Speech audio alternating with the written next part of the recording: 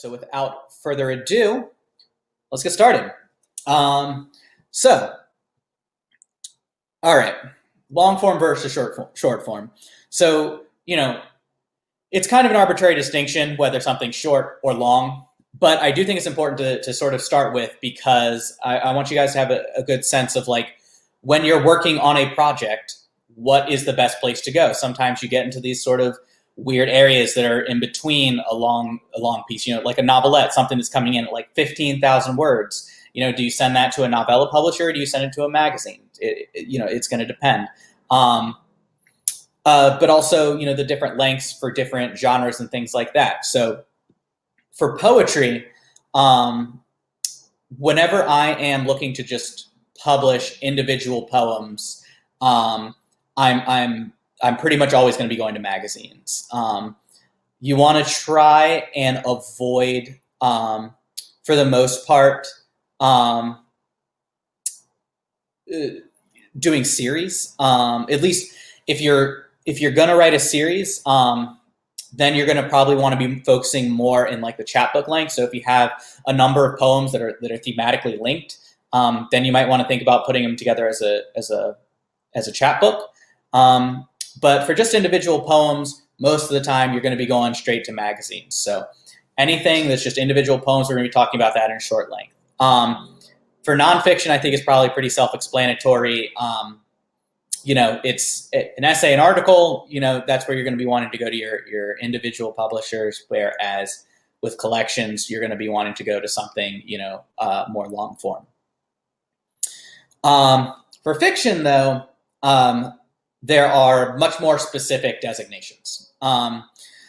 So the lengths that you see on the screen right now, these are, for the most part, the SFWA guidelines on what each individual thing is. What's SFWA? We're going to talk about that a little bit in a later piece. Joanne is asking, for note-taking purposes, will we get the slides?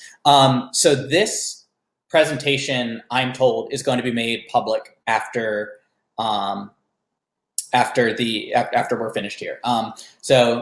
This probably would be a good time for me to let you guys know that this is being recorded. For the most part, I believe it's just going to be my presentation. I don't know if the chat specifically is going to be available. I don't think so. So it's probably not much that you guys have to worry about, but something to be aware of as well. You guys, I don't know if you'll receive a link or if this is something that's going to be on the Dream Foundry Discord. Hopefully I'll have some more information about that after we're finished. But yeah, I would just say, if I am going super fast, feel free to put down in the chat, you're going super fast, please slow. So I'm seeing from our admin, there will be a link for registrants, and it will ultimately go on the YouTube channel. So you will be able to review all of this stuff at a later date. So no need to worry. But like I said, if I am going super fast, which I sometimes have a tendency to do, I'll be upfront with you. Please just message something in the group chat down below and just saying that you're going a little bit fast. Could you please slow down? And I will do my best. Yes, so as I was saying, these designations of word lengths are, for the most part, designated by SFWA. SFWA is the Science Fiction Writers of America. It is a writers guild, and SFWA has a number of functions, including but not limited to setting the professional payment rate. These word lengths are going to be important for that, but also for like awards considerations. If you ever go to like the Nebula Awards or something like that, or are on the website looking at who the award winners are and the nominees are. If something's for short fiction, this is the word length that they're talking about. If something's novella, so on and so forth, this is the word length we're talking about. So most magazines are going to be, at least for fiction and science fiction specifically, science fiction and fantasy, are going to be publishing in that short fiction range, so from 1,500 to 7,500 words. That does vary fairly significantly between magazines, so it's really important that you're always reading the guidelines, and we'll go over that later as well. But I just wanted to give you guys a rundown of the sort of different lengths, and when we talk about microfiction or flash fiction, these are the lengths that we're talking about. When we're trying to separate, what's a novella from what's a novel, pretty much as far as SFWA is concerned, at least in terms of the awards that they give out, a novel's going to be anything over 40,000 words. So why does length matter? Kind of just went over all that, but again, SFWA guidelines for awards, but also I think it's a pretty, these are pretty good general indicators for, like, when you're starting on a project, if you're looking for like a word length, just sort of a general marker to set for yourself. I think that these are sort of good guidelines to go by as well. So let's just dive into it. Short form. We'll talk about poetry and essay specifically towards the end, but I'm going to start out by talking about fiction. So the very, very first step, you finished your story. It's really awesome. And you're looking about, how do I get this out to people for them to read? The first step you're going to want to do is just researching markets. I know for a lot of you, this is probably review, but again, I do want to just emphasize how important this really is, because, as a writer, you only have so much time at your disposal. I work full-time at a nonprofit. I'm sure most of you are full-time workers as well. You don't have all day to be sitting in front of your computer and just submitting endlessly to magazines. So it's going to be really important as you sort of progress through your career to get a sense of which magazines want what type of stuff, so that you can be more focused in how you're submitting things. You don't want to just blindly send your stuff out to as many magazines as possible. While that might seem, statistically like the best way to get seen, it's probably not a good strategy in terms of just like getting your stuff to the right people. So these are a few of the just resources that I use when looking at magazines. Submission Grinder, it's an online database. It's free, so it functions sort of like Duotrope. Duotrope's probably the more popular out of the two, but I do think Duotrope's like $5 a month or something like that. So Duotrope has a whole bunch of more bells and whistles for you to play around with. Like, you can track your submissions, and even now they're actually Duotrope is kind of acting like Submittable, and that they're accepting.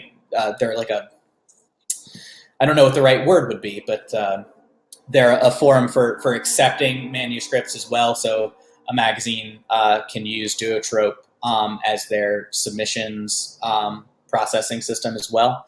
But Submission Grinder is their database is just as comprehensive as Duotrope. So if you're just looking for, trying to figure out where to send something, I mean, on either of these services, you can separate things by the genre. Is it horror? Is it science fiction? Is it fantasy? Or, if you're a more literary writer, they have literary sections as well, or mystery, and so on and so forth.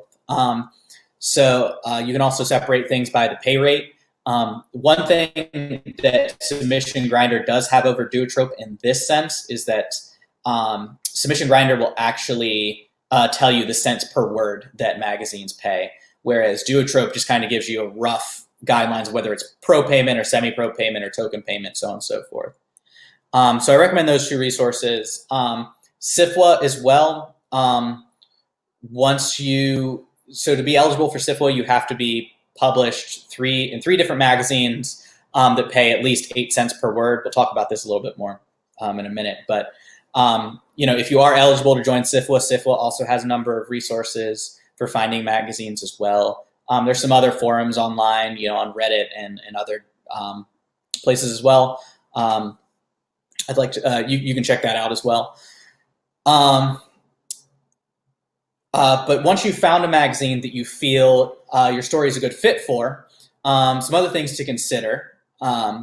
Number one, it's probably the pay rate. Knowing how much they're going to pay you for your story. Not every magazine is going to pay you, obviously. And for those of you out there who are looking to kind of break in to the publishing world, I'd probably recommend focusing on some magazines where the pay rate isn't professional payment first. Their acceptance rates, because of that reason, tend to be a little bit lower, and it's a good place. It's a good way to get experience and sort of build up to placing your work where you can get paid professionally. But professional payment for science fiction and fantasy is considered 8 cents per word or more. This is one of those guidelines that's set down by SFWA. So in order for a market to be a SFWA, SFWA, a SFWA qualifying market, they need to be paying their contributors at least 8 cents a word or more. This is pretty high. I mean, it's a good payment. If you can get 8 cents per word, it's a pretty good that's a pretty good payment to get. I'd probably say what that ends up working out to is between $300 or $400 for like most stories that are between 4,000 and 6,000 words or so. You can check my math, and probably should. I'm not a mathematician. But anytime that you see a magazine that pays 8 cents or more per word, then they are a SFWA qualifying market. And if you are accepted, if your piece is accepted to that magazine, then you can use that acceptance towards your SFWA eligibility.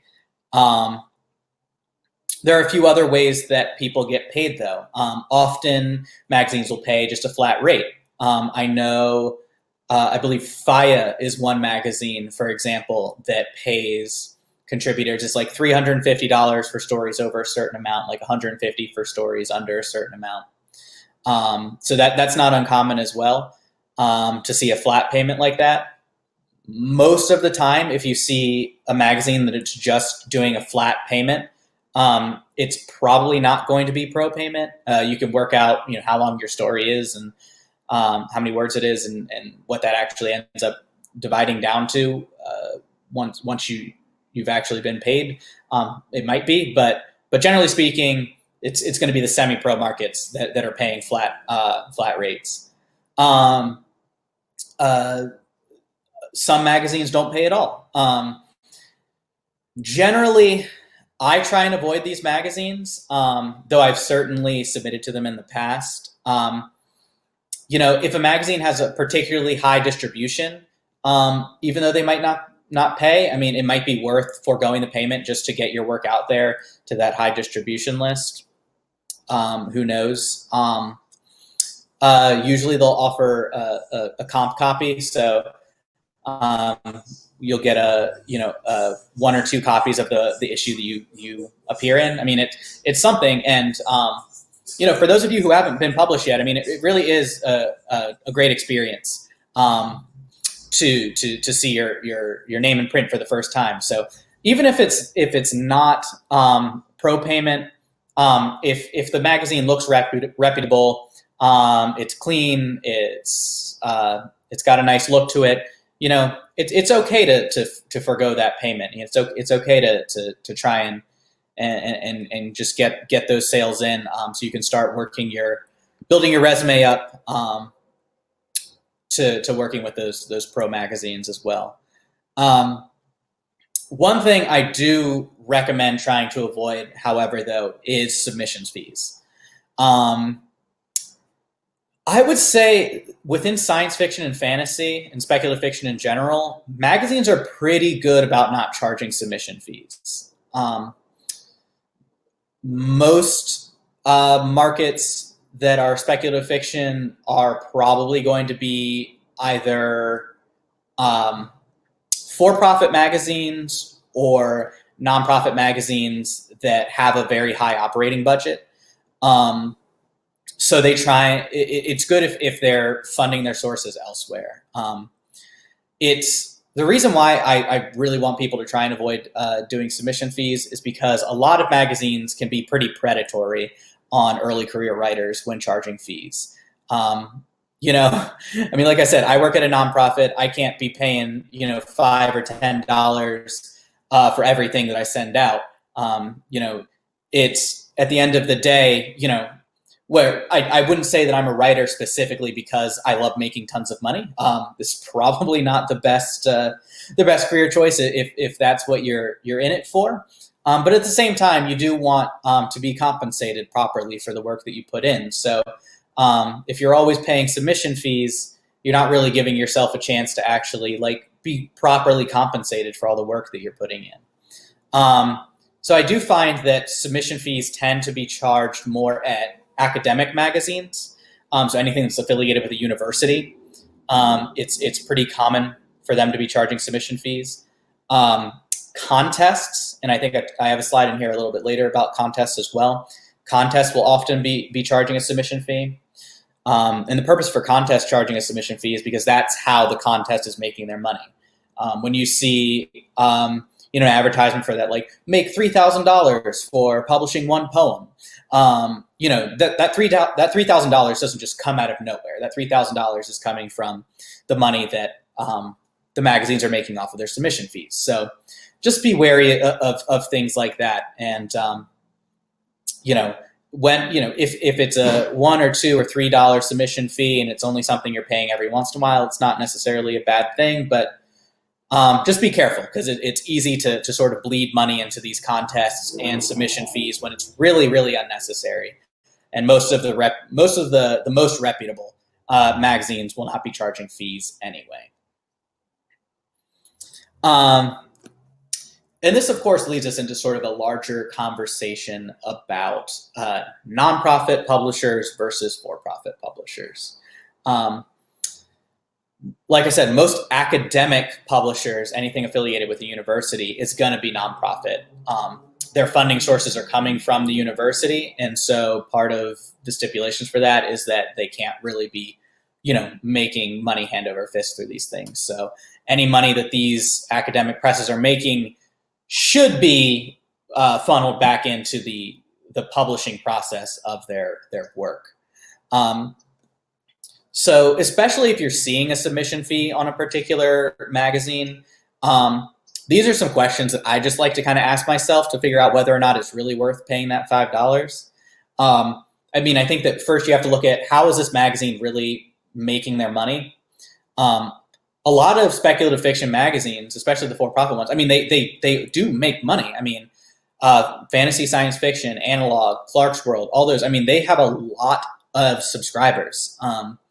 They say that there's no money in writing, but that's not explicitly true. I mean, there certainly can be.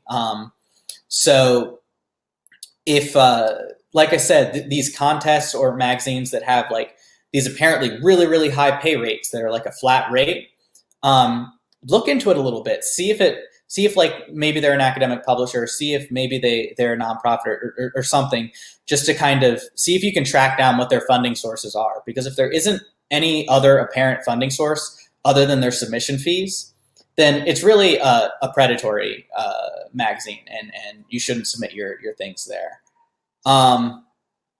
Also, like, what are the goals of the magazine? I was just speaking with Jonathan Rentler before this about a magazine called Mermaid Monthly, a new magazine that's coming up. I mean, it seems super cool, and it just seems like these people are trying to put something out there because they really like mermaids, and that's awesome. But if you see, you know, a magazine that's like, we're just trying to publish as much stuff as possible, or we're just trying to get, you know, as many writers out into the world as we can, then it becomes a little bit unclear. Like, what are your real motivations for starting this publication, and you know, how are you going about it? Is it the right way? And to that note, what are the external funding sources that a magazine might have? Is it an academic press that's receiving funding from the university? Is it a nonprofit that might have grants from the NEA or arts organizations or anything like that? If it is, a nonprofit publisher that really seeks to, raise awareness for a particular cause or a particular group of people, a lot of times they're going to have grants from some source that's, that wants those same things. And I think that's a good thing to try and research and trying to figure out.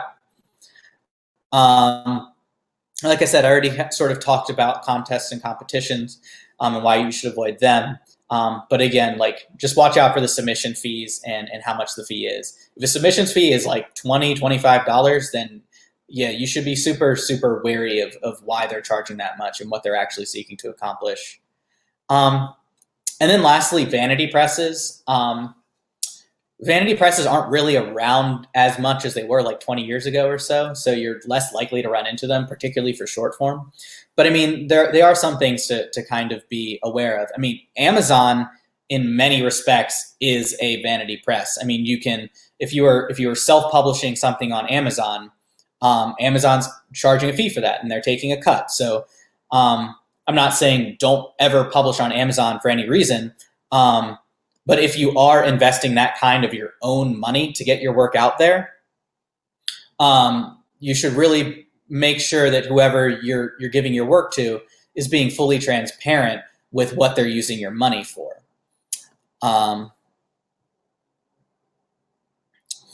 Okay, so submissions etiquette. By the way, I'd like to just remind you guys, if you do have questions or I'm going too fast, please use the chat.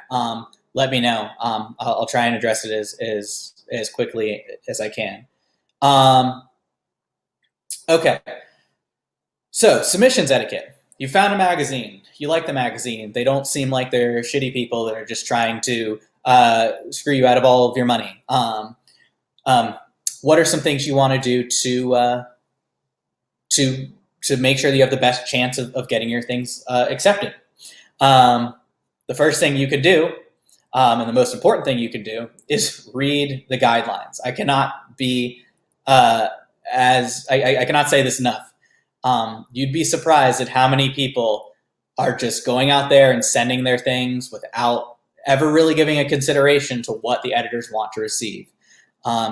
Not every single magazine that you submit to is going to have a submissions manager.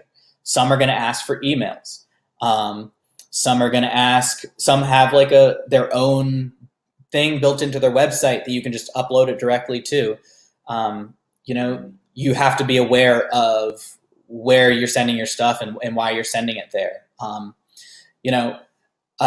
lot of editors are going to be getting tons and tons of emails to their direct email that they have to sort through that are submissions that should have gone to their submissions manager. It's really, really important that you figure out where you're supposed to send something and how you're supposed to send it. Because if you're sending something to the wrong place, it's just getting thrown out. And once you've submitted a story to one magazine, chances are they're probably not going to want to take another look at it, especially if the first time you sent it, you had disregarded their guidelines. So I can't say this enough. Most important thing you can do is just follow the guidelines and be really, really attentive to how you're presenting your piece to them.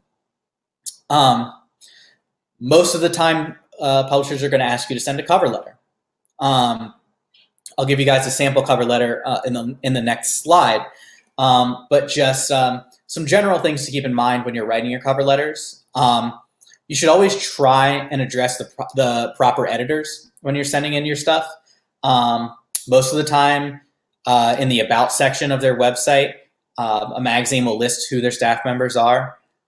Make sure you're addressing the right editor. Don't address the poetry editor if you're sending in fiction. If the owner of the magazine isn't one of the editors, don't address it to the owner. But also, it's okay to simply address something to the magazine. You can say, "Dear Plowshares," or "Dear Paris Review." Like, that's okay. But it always does, I think, it always does just kind of sound a little bit nicer when you can actually talk directly to the person that's going to be reading your thing. And I'm sure that you can understand why. For short fiction specifically, you do not want to summarize your work in the cover letter.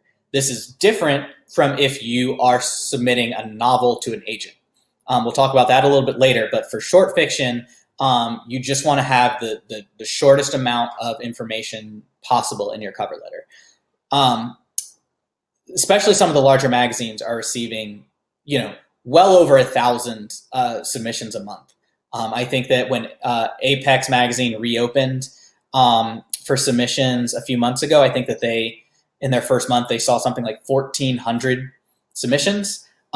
So, their readers aren't going to have the time to go through, paragraphs and paragraphs and paragraphs of a cover letter, right? They just want to know who you are, what you're submitting to them, right? So don't summarize your story, but do include the title, the word count, and especially whether the piece has been published elsewhere or not. Some magazines do accept reprints. Usually it's for a lower rate, but it's, often magazines will accept something that has been published somewhere else. But it's information they are going to want to know. If a magazine has a reprint rate of 1 cent per word, that's a much less of an investment financially for them than an original piece, which they're paying 8 cents a word for, right? So you want to know you want to give your editors an idea of what they're getting into. And then usually just like a 2 to 3 sentence bio. If you haven't been published before, this is a really, really great place to let the editor know that if they publish your piece, they're going to be the first people they're going to be the first people to introduce you into the world, right? And that can be a big thing. And magazines want that, Magazines want fresh. They want new. So if you're someone that hasn't published something before, definitely own up to that information, because it really, really can work in your favor. It's not something to be ashamed of. It's not something to be scared of. It's something that a lot of times will actually really help you. So if you haven't published before, it's okay to put that in your bio. If you have been published before, then just include, 3, no more than 5 of the places that you've been published before. This can be the most recent places you've been published or the most notable. It's up to you what you want to include. Some magazines will accept simultaneous submissions, but not multiple submissions, the other way around. The difference between these two types of submissions is simultaneous submissions is when you have one story that's being submitted to several different editors simultaneously. So if you're submitting something to Apex and Lightspeed and Clarkesworld at the same time, then you need to let your editor know you're submitting simultaneously to other markets. Most professional magazines are not going to accept simultaneous submissions. A few will, but usually they're going to want submissions exclusively, meaning they're going to hold your submission for a month or two until they can get back to you, and they don't want you to send it anywhere else at the same time. I know it's super frustrating as an author because you really want that. You want to get your stuff out to as many different people as possible, and you. Sorry guys, I'm just catching up to your scene here. I'm trying to move my video. I don't know if I'm able to. I can move the window by clicking on it. Well, it's not working. But basically, what my face is blocking right now is just that you should always read the submissions. Anyway, thank you. So yeah, I know it's super frustrating not to be able to send out your stuff to other magazines while it's held up at a certain magazine, but it does help the editors really make a educated decision on what to accept. They don't want to reject something. You don't want to reject someone else's piece because they know they're going to accept another piece that's similar to it, and then find out that that piece has been accepted elsewhere. So again, it's going to be stated in the guidelines, so just make sure you're reading those really carefully. But most places, if you're a science fiction fantasy writer, are going to ask that you submit exclusively. Multiple submissions are when you send more than one story at a time to a single editor.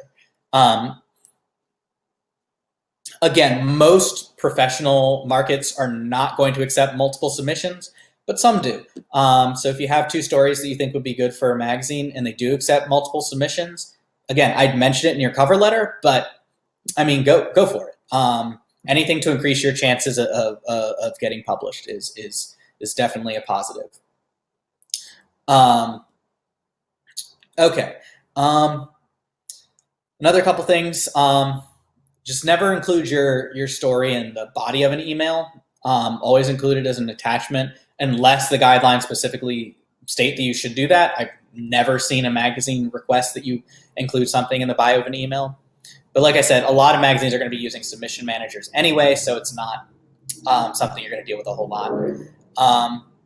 And I think that this probably goes without saying as well, but you're going to want to read the magazine before you submit to it. I know that this isn't always possible. You can't read every single magazine that's out there. Sometimes, such as Mermaid Monthly again, I mean, I think you can probably figure out what kind of stories they're going to want. But to really understand the tone and the artistic vision of a particular magazine, the only way you're going to figure that out is by reading it. You're not going to figure it out from looking at their website or reading their about page. The only thing you're going to figure out is really by reading it. So please read the magazine before you send it. Okay.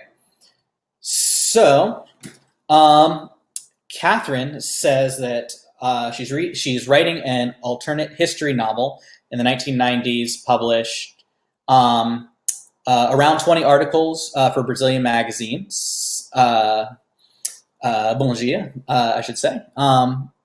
But it says the novel is not about Brazilian politics and culture. Should I include my past publications when writing to a literary agent? Thanks. Hold on to that question for when we get to literary agents, because I'm going to talk about specifically what your writers should, what you should be telling agents or not telling agents. So just hold on to that question. I'll try and keep it in the back of my mind as well. And then our admin has asked, are there any advantages to submitting to lower paying short fiction markets before pro markets? I'm wondering if slush readers for pro markets are more likely to give your story a pass if they see you've been published elsewhere. Good question. I think that, well, from my personal experience, I published fairly extensively as a poet before ever being published as a fiction writer.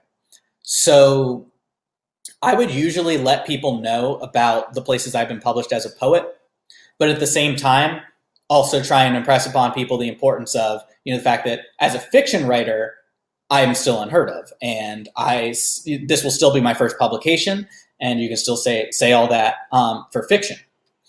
I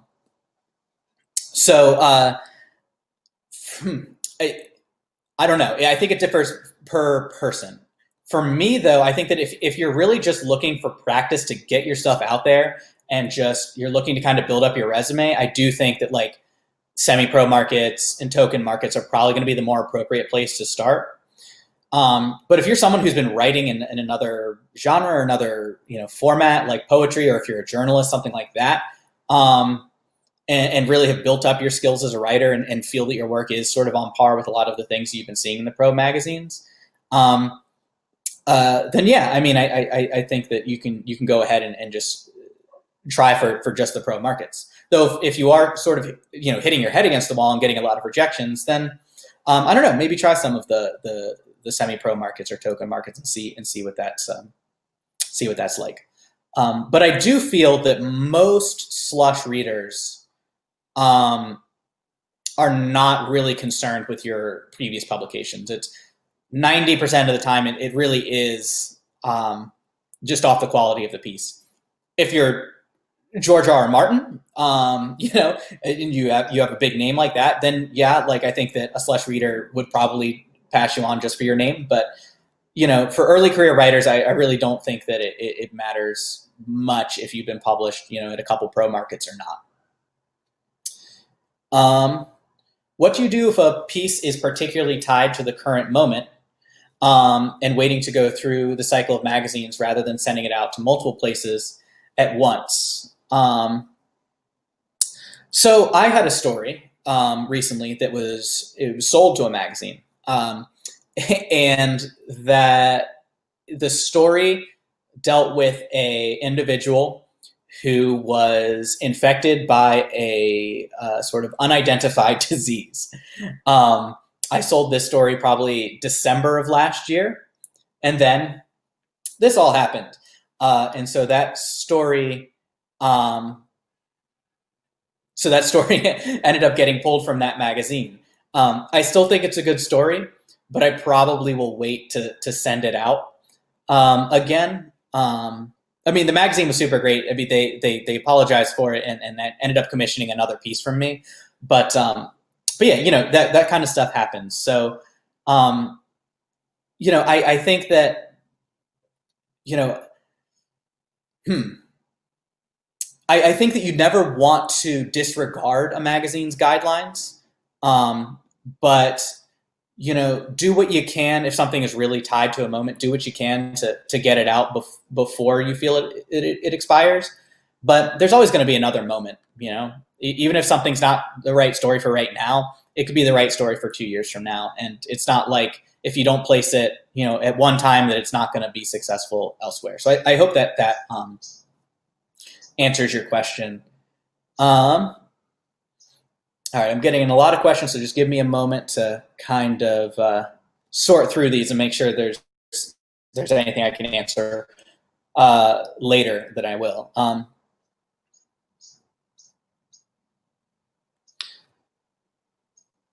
Okay, so Ben asked, if you had 10 points to distribute to the following tasks, how would you do it? Writing new material, rewriting, reading, using the internet productively, building an internet presence, anything I would add to the list. I really feel that the best thing you can do as a writer is to write. You know, the more you write, the better you're going to get. And there's just really no substitute for just creating new material. You definitely want to revise the material that you do write. I usually go through 3 to 5 drafts of a story prior to sending it out, even to the first magazine. But yeah, I think the best way you can devote your time is just to writing. Researching magazines, building an internet presence, all that is important, but none of it is going to replace the time that you can spend writing. So I don't know how I would, you know, distribute things numerically in a 10-point system, but I do think that like writing really is the most important. And in terms of social media or like internet presence, having those marketing tools is always great, but I can tell you I don't have an infinite amount of followers. I'm certainly not an influencer, but the magazines that may or may not be publishing me, you know, those magazines do have a good distribution network and they do have a marketing, you know, platform, and they're always going to be able to take care of anything that I will fall short on as far as like my publicity. So for building an internet presence, I don't think that that's essential. It certainly can help, but I do think that like the actual writing is more important. Is there any point in mentioning very unknown or not prestigious markets or token markets in a cover letter or bio? Yeah, I do think that there's a point, and I don't think that it will do any damage. Like I said, like if you've never been published anymore, like that, again, that is something that like is nice to hold on to. But I also think that like if a market is seeing multiple different publications on your resume or in your cover letter rather, then it shows a certain amount of rigor and dedication on the point of the writer. So, I do think it's good to mention. I think that even if it's, even if you're not being published in, Tin House and the New Yorker, it's not nothing. And who knows? Sometimes, an editor might have a personal connection to a market that's less known. And might really look kindly upon that. So yeah, I definitely think it's worth mentioning for sure. If I didn't get a chance to answer your question, please hold on to it for the end. But I do want to make sure that we're kind of moving along and not losing too much time. So this screen, y'all have had a chance to look at it for a little bit of time now. But this is basically a template for a cover letter that you might want to write. You can see my first paragraph is literally just what's the title, how long is it, is it previously unpublished, and then my next paragraph is just a very, very brief biography. I like to put where I'm from in my cover letter in my biography. I feel that right now a lot of magazines in particular are leaning towards own voices stories. So I do think that can help, even if it's not directly relevant. But, that I don't think it'll hurt to have it. Some people say it's not very relevant. I put it, that's just me. And then you can see I put Clarion West in my bio as well. It's not a degree granting program. I didn't get an MFA from anywhere. But I do think, it speaks a little bit to my dedication as a writer. So I think that that's important.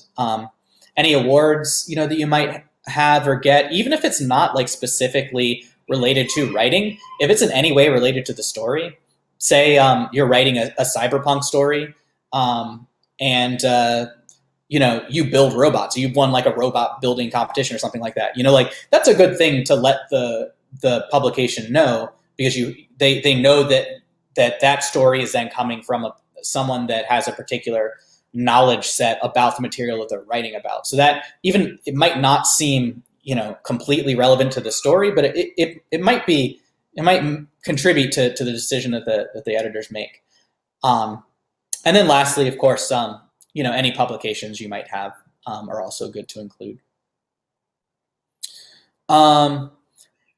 I would assume that a lot of you who have already been published are familiar with the Shun manuscript format, but I will go over it just briefly in case any of you are not familiar with it. The Shun manuscript format is pretty much the standard manuscript formatting for science fiction and fantasy. It's a little bit different if you're going to if you're a more literary writer. But I still think that it's a pretty good format to keep your stuff in, even if you're not submitting to a science fiction or fantasy magazine. Just some quick important points on the Shun manuscript formatting. You want to at least include your name and your email address, or just a way to contact you. I put my address like it has here. This is, thank you, Robert. Shun manuscript formatting is specifically for short form, so this is just for short stories. But there is kind of a similarity that you might see to something long form as well. Ben Patrick Holden also asked, what are the best things about Clarion West? Could any of those things be substituted? Ben, hold on to that question, because I am going to talk about that a little bit towards the end. So just hold on to that question for right now, and I can talk some more at length then. I put my address on my manuscripts specifically for payment purposes. If a place is going to write me a check, a lot of times they're going to want the address either to send the check, or if it's a digital check, they're going to want the address to have on file for the check. So I put the address on the manuscript just so they don't have to ask me for it later. But most publications don't need it on the manuscript. But it is technically on this, on this template. So but at least your name and your contact info. Up in the right-hand corner, you're going to want to have the total number of words. Just makes it easier for the editors at a later date. You're going to see a lot of space on this front page, from the top part to where you actually have your title.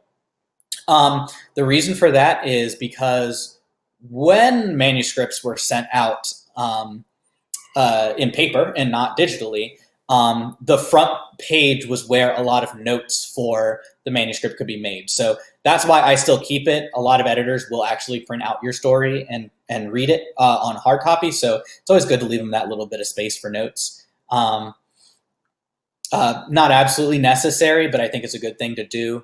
On this particular template, they've also put up in the top left-hand corner their membership. So if you're a member to SIFWA or SIFPA, which is Science Fiction and Fantasy Poetry Writers of America, that's something good to have. But again, it doesn't really contribute to the manuscript itself. More just demonstrates your dedication as a writer.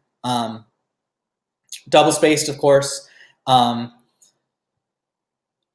lot of places, some places that you'll see Shun manuscript formatting talked about, they have monospace type, which like Courier font, if you ever worked in that, that's actually not fully necessary. The reason why you would have something in Courier font is, in theory, it's easier to read. It's larger. The letters are equally spaced. Most places are going to want Times New Roman anyway. It's just an easier font to read. So I always keep my manuscripts in Times New Roman, but there is a case to be made, I guess, for doing Courier font. That's kind of something you'll have to decide as writers. And then if you have moved my face out of the top right-hand corner of the screen, you're going to see the header on every other page, which you're always going to want to have your name, the title, and the page number at the top right-hand corner. The only exception to this would be if manuscripts are being read anonymously. Some markets ask for you not to put your name on the manuscript. So in that case, don't. But usually you want to have it. So Adriana asked, would you mention membership in a cover letter? Yeah, I would. I mean, I think especially with like SIFWA membership, because you need like those 3 publications in order to get in, it shows that you are, a dedicated, rigorous writer. So yeah, I think that's definitely something that you can mention, though you don't have to. So rates. Once you've sold your story, you send a magazine, they've accepted it, they've told you how much they're going to pay for it. These are some of the things that the contract is going to include that you should watch out for. So rights. The first thing you want to watch out for is the region. Since most things now have some sort of online distribution, even if they are still a print magazine, the most common you're going to see is world English rights. So what that means is if a magazine is acquiring the first world English rights to your story, they can publish the story anywhere in the world as long as it is in the English language. When it's first world English rights, what that means is that the first part of it means that the rights to your story revert back to you once the story has been published. So when you're selling to a magazine, always, always, always make sure that word first is there in the contract, because you don't want a magazine to own the rights to your story. I mean, all of these rappers are out there bragging about how they how they own all their music and their distributions. Like, the reason for that is because it's the same for writers. You want to own your own content. So again, very, very few publications would try and sneak something like that by you, but it's just something to watch out for. So if it's a print publication and it's just being distributed in the United States, they might ask for first North American rights. Or if it's being in translation, some magazines now are like publishing like in English and Spanish or something like that. They might ask for world publication rights and forgo the world English. That's all fine as long as you make sure that the rights to your story revert back to you. Usually there is going to be some sort of exclusivity period, meaning they're going to ask that you don't publish the piece in any other place for however many months or years. Most of the time it's going to be 6 months to a year. I've signed exclusivity periods for up to 2 years. I'd probably, if you see anything wanting an exclusivity more than 2 years, be careful. It's usually something you can argue for them to change. But yeah, just something to watch out for. And then the format as well. If a magazine like Podcastle, for example, that primarily functions as a podcast, is going to also buy the audio performance rights to your story. But they're also going to publish their story on their website too, so they're also probably going to ask for your print rights as well. If you are selling exclusively to a podcast where there is no print thing, then they might just require audio. If you're selling to a magazine that is solely online and has no print presence whatsoever, they might just ask for digital rights. That's another thing to watch out for. But 9 times out of 10, a magazine's probably just going to be acquiring first whatever region rights in print or digital. Nightmare, I think, also does a podcast. Like Nightmare and Lightspeed, I think that their stuff is podcast too. So when they publish, they'll also probably buy audio rights as well. So something to watch out for as well. And then for payment, you want to make sure that the number that they gave you, if they're saying I'm going to pay you $450 for your story, you want to make sure that that correlates with whatever terms they had posted on their website. If your story is 5,500 words and they're only paying you for 5,000 of those, that's something you gotta bring up. You want to be vocal and advocate for yourself on that. So just make sure that the scale is matching up. For magazines, most of the time the payment is going to be in full at one point in time. Sometimes it's going to be on publication. Sometimes it's on signing of the contract. I wouldn't say that any one magazine does it more often than the other. But you also don't want to make sure the payment's not like for like 7 months after publication. That's a problem.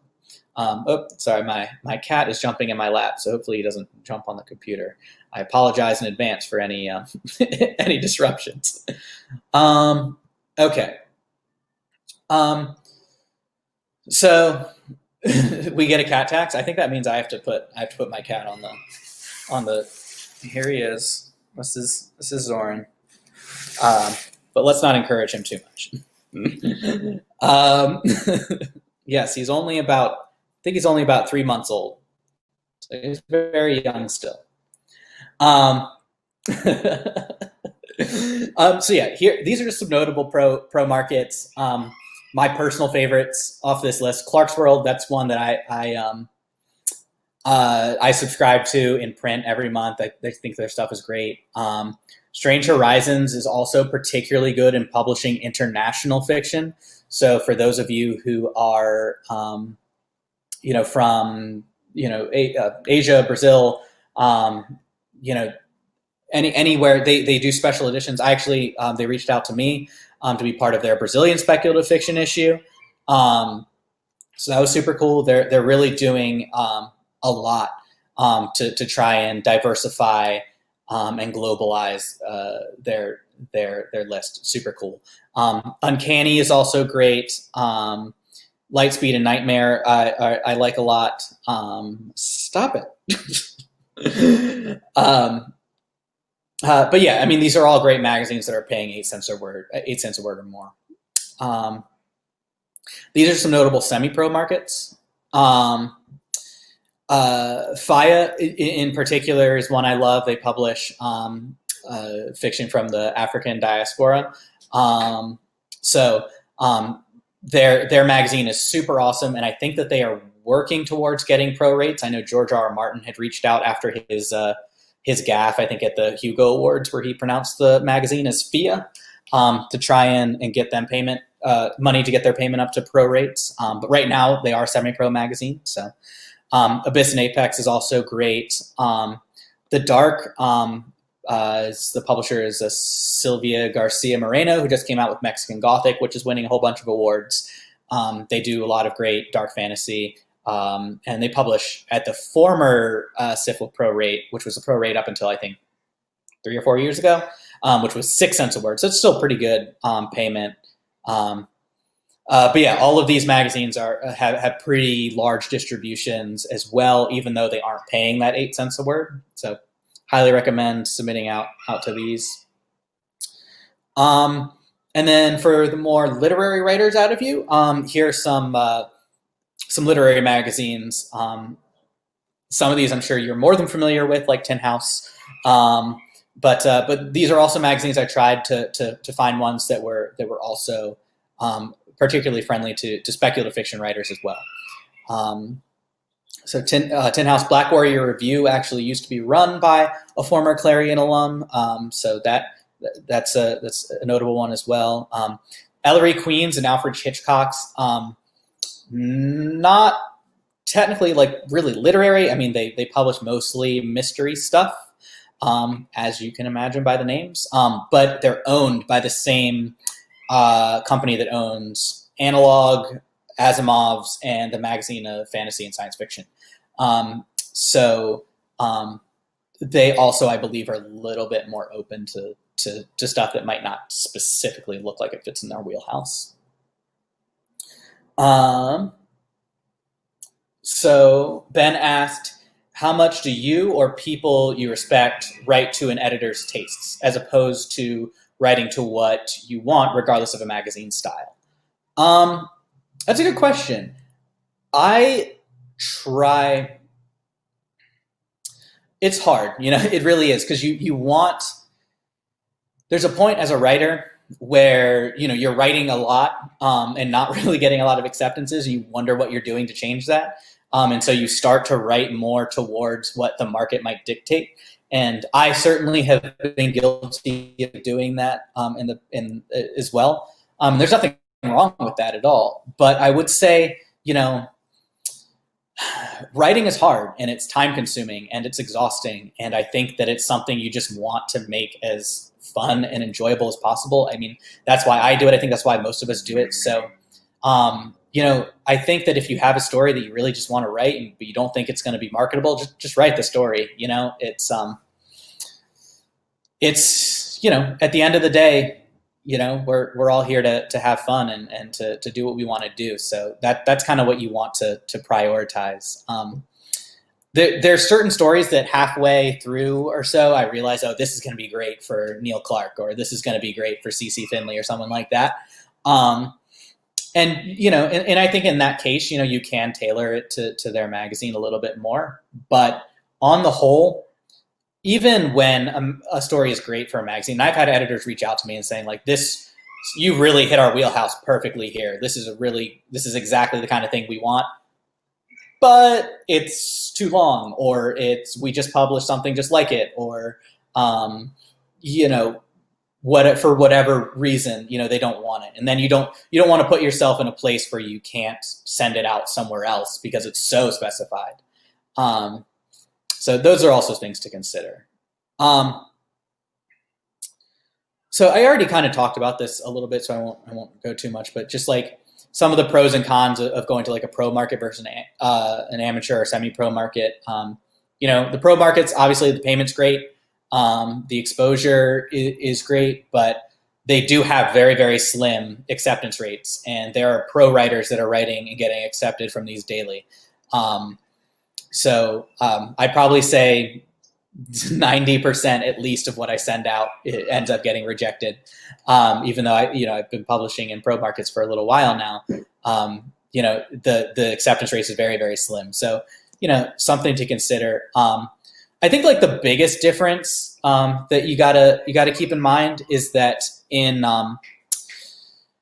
with pro markets, the stuff that they are generally accept is going to be very, very polished, and so they're not going to do a whole lot of editorial work on it. But a lot of the semi-pro or amateur markets will actually work with you with the story. So, another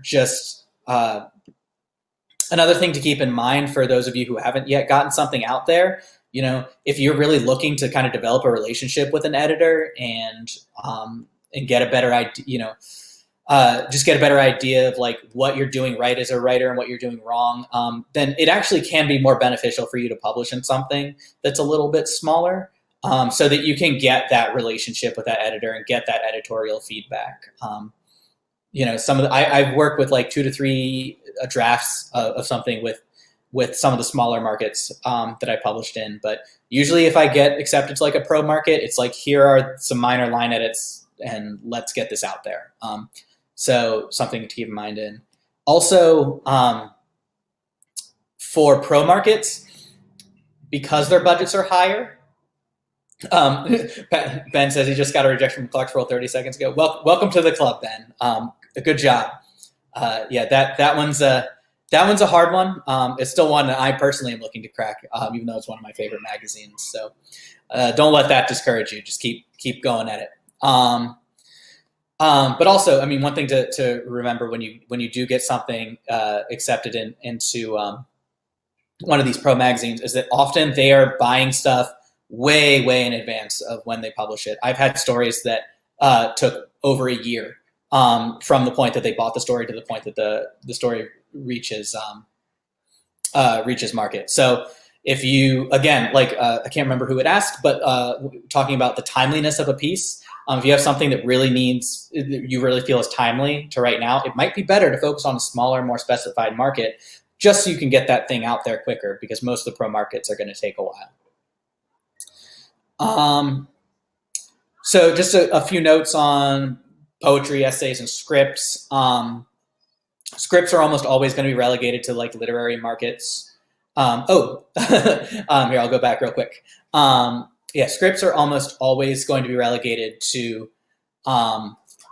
literary markets. Sometimes like film festivals or play festivals will have like some sort of publication that the scripts will be in. But pretty much, even if your script has a very speculative element in it, it's almost always going to be a literary consideration. For poetry, just a resource that I like to point out to people is SIFPA, not on the keyboard, which is Science Fiction Writers of Science Fiction and Fantasy Poetry Writers of America. They have a great publication that they put out called Starline that has a lot of great resources in it. And, one of the great things about being a poet is it has allowed me to get into some of these pro magazines that might not have accepted some of my fiction, to get my exposure out there and to build up my name recognition. So if you do write poetry and it is speculative, I highly recommend sending your stuff out to some of the pro markets. Payment's lower, but it's a great way to get exposure.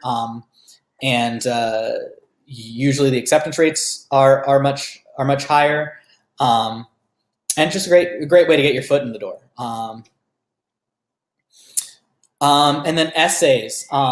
Essays are really awesome, and specifically because so many pro magazines just don't get in nonfiction at the rates that they need.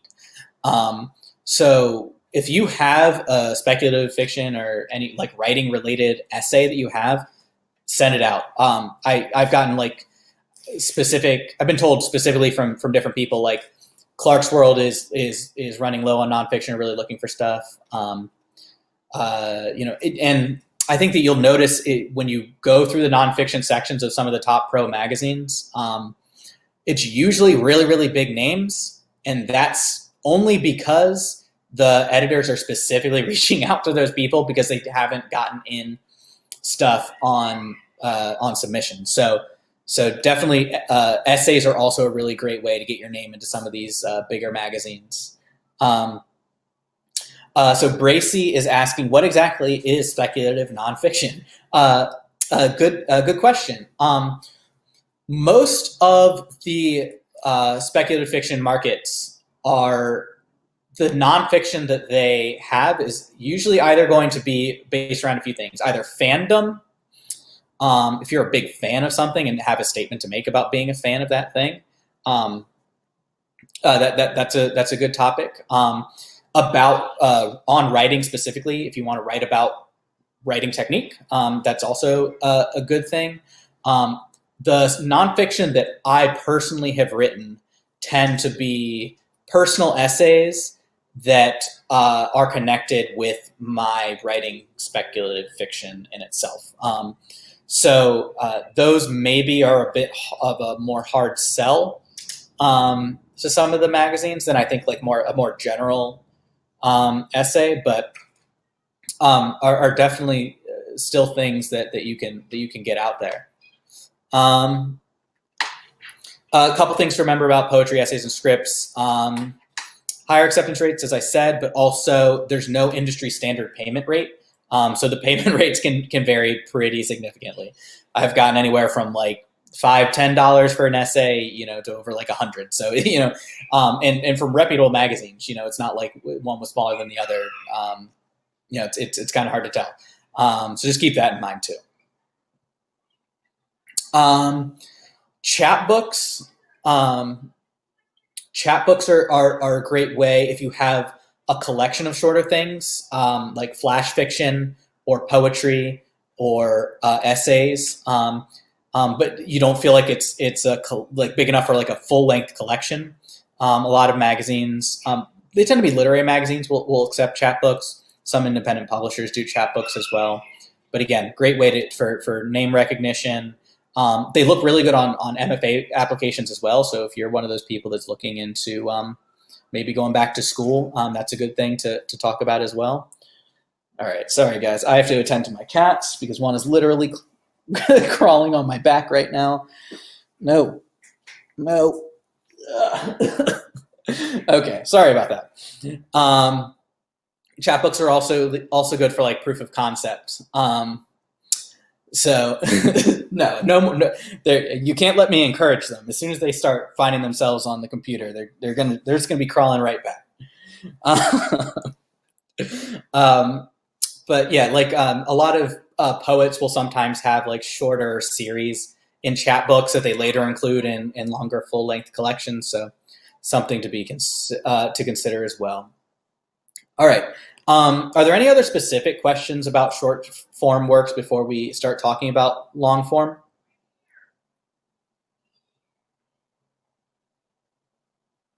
Okay, cool. If you think of something, feel free to write it down, or I'll try to answer it towards the end. Okay, so long form, novels, novellas, collections, etc. A lot is not that different from doing short form. I think, in terms of manuscript formatting, pretty much you're going to want to stick to like the Shun formatting or something similar. Though there isn't really any industry standard for how a full-length manuscript should look. Any recommendations I would make in terms of formatting would be avoid weird, silly fonts. Just keep everything in like a normal. There you guys go. You get your cat tax. Just avoid, and keep your Times New Roman font. Just something, easy to read, formal, simple. And then usually when I'm writing novels or novellas or something like that, I usually have the title on a separate title page instead of having it on the first page of the manuscript. But honestly, it doesn't matter that much. I wouldn't concern yourself too much with formatting when you're writing a longer piece. Okay, so the first thing I want to talk about in terms of long form is Oh, there was one question here I didn't get to. Personal essays that are describing personal life experiences worth submitting to magazines, you think, or no? Yeah, I mean, I definitely think, I think people, with nonfiction specifically, it can often just feel kind of cold. Even when I'm reading, stuff in more formal nonfiction markets, like a newspaper or something like that, it often just feels cold to me. So I think that like anything you can do to add a little bit of warmth and personality to your work is great. So the more personal the essay, the better, in my opinion. Maybe other editors don't feel that way, but for me, I definitely think, yeah, describing personal life experiences are great. All right, so in terms of long form publishers, the first thing I kind of want to talk about is just to differentiate like independent publishers versus corporate publishers, because that's the biggest difference that you're going to see within long form publishing. What is an independent publisher? An independent publisher is basically anyone that does not belong to one of the big 5 corporate houses. The big 5 corporate houses, if you don't know, are Simon & Schuster, Macmillan, Penguin Random House, HarperCollins, and Hachette. Part of what qualified me to teach this course is prior to becoming a writer, I worked for Simon & Schuster at their Atria imprint, as well as a few other publishers as well. So my publishing experience deals much more with long form, whereas my writing experience probably deals more with short form. I believe statistically something like 95% of all books that are published in the United States are published by the big 5.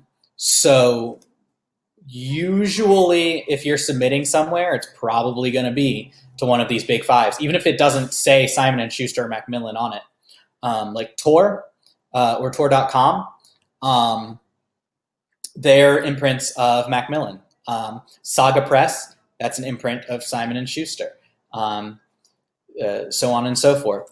So even like these sort of big name books, does the 95% count self-published?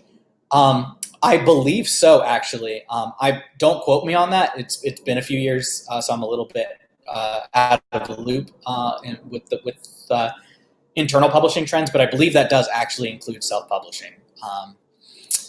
Yeah, it's a lot of stuff is published by the big 5 publishers. A lot. I would say my imprint alone, which was made up of about 10 to 15 editors at any given point in time, we probably published in excess of 300 books a year, to kind of give you an idea. And that's one imprint. Simon & Schuster, I think, has like over 30 imprints. So thousands and thousands of books are being published by each of these big 5 corporate houses a year. It's a lot. However, that doesn't mean that it's the only way to go. Aside from the corporate publishers, there's also independent publishers. This includes small presses as well as mid-level presses. We'll talk a little bit more about mid-level presses in a minute, but the general difference between like a small press and a mid-level press is a mid-level press is any publisher that basically has the finances and resources of a single corporate imprint, but is not affiliated with the corporate structure at all. So Grove Atlantic, City Lights, Knopf. Actually, Knopf I think is part of one of the big 5.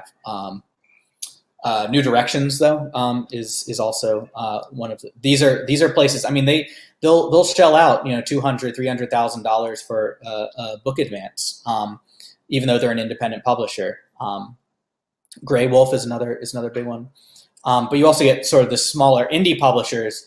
These are the publishers that you're going to have a more intimate and close relationship with your editor and the people and everyone involved. You're probably going to have more input on the cover and the typesetting and the look of the book and stuff like that. Sorry guys, the cats again. Would you stop?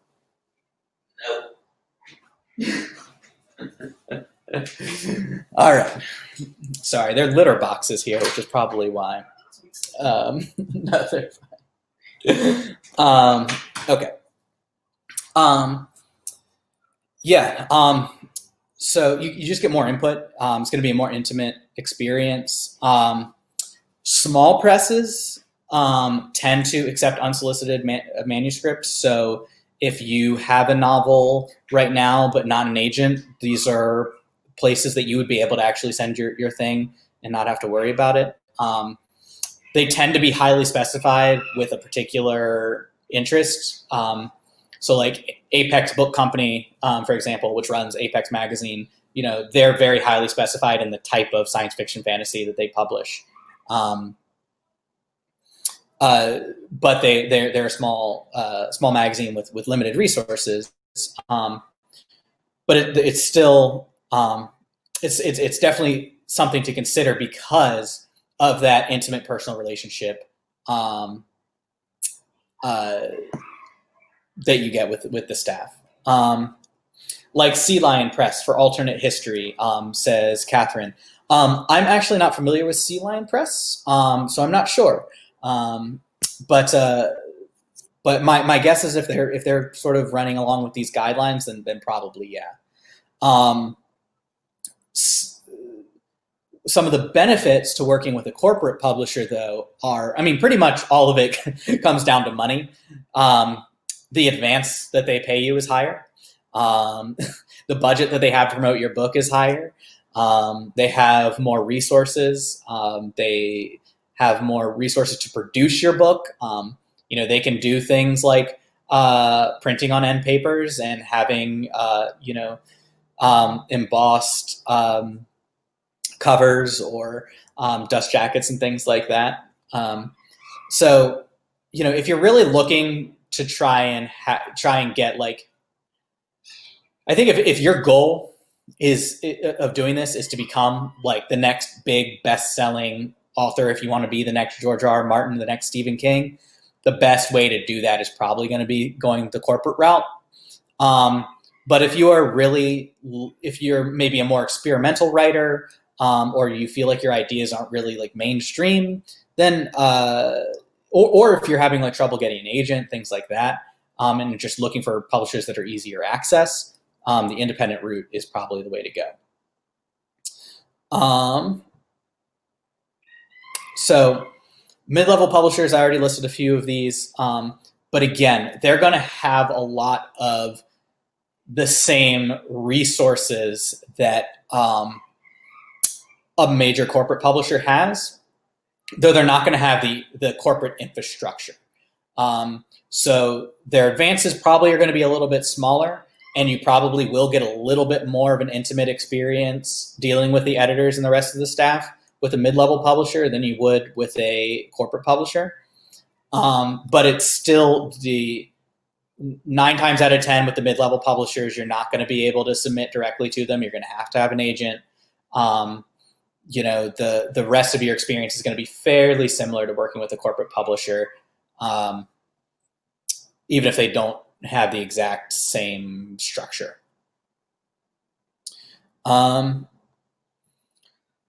Okay, these are some notable indie publishers. This is pretty much all speculative. Apex Book Company I already mentioned. Small Beer Press is probably one of my favorite small press out there.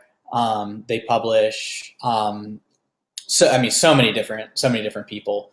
I probably say, maybe a quarter to a third of the people that have been awarded Nebula and Hugo Awards over the past few years have probably had something published by a Small Beer Press at some point. So I highly recommend checking out their stuff.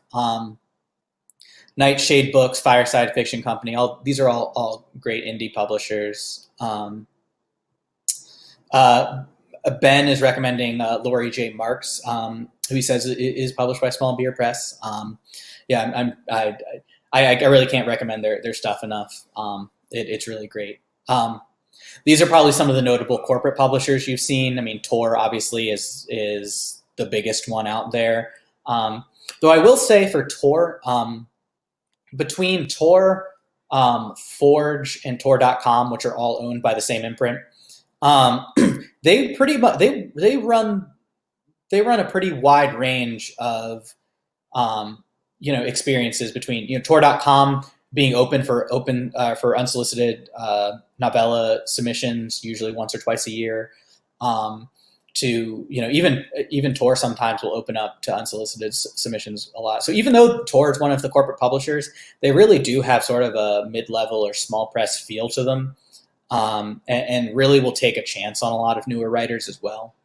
DAW, Orbit, Ace, Saga, all those guys, they're going to be much more traditional publishers, with the agent and the experience and everything. So just keep that in mind.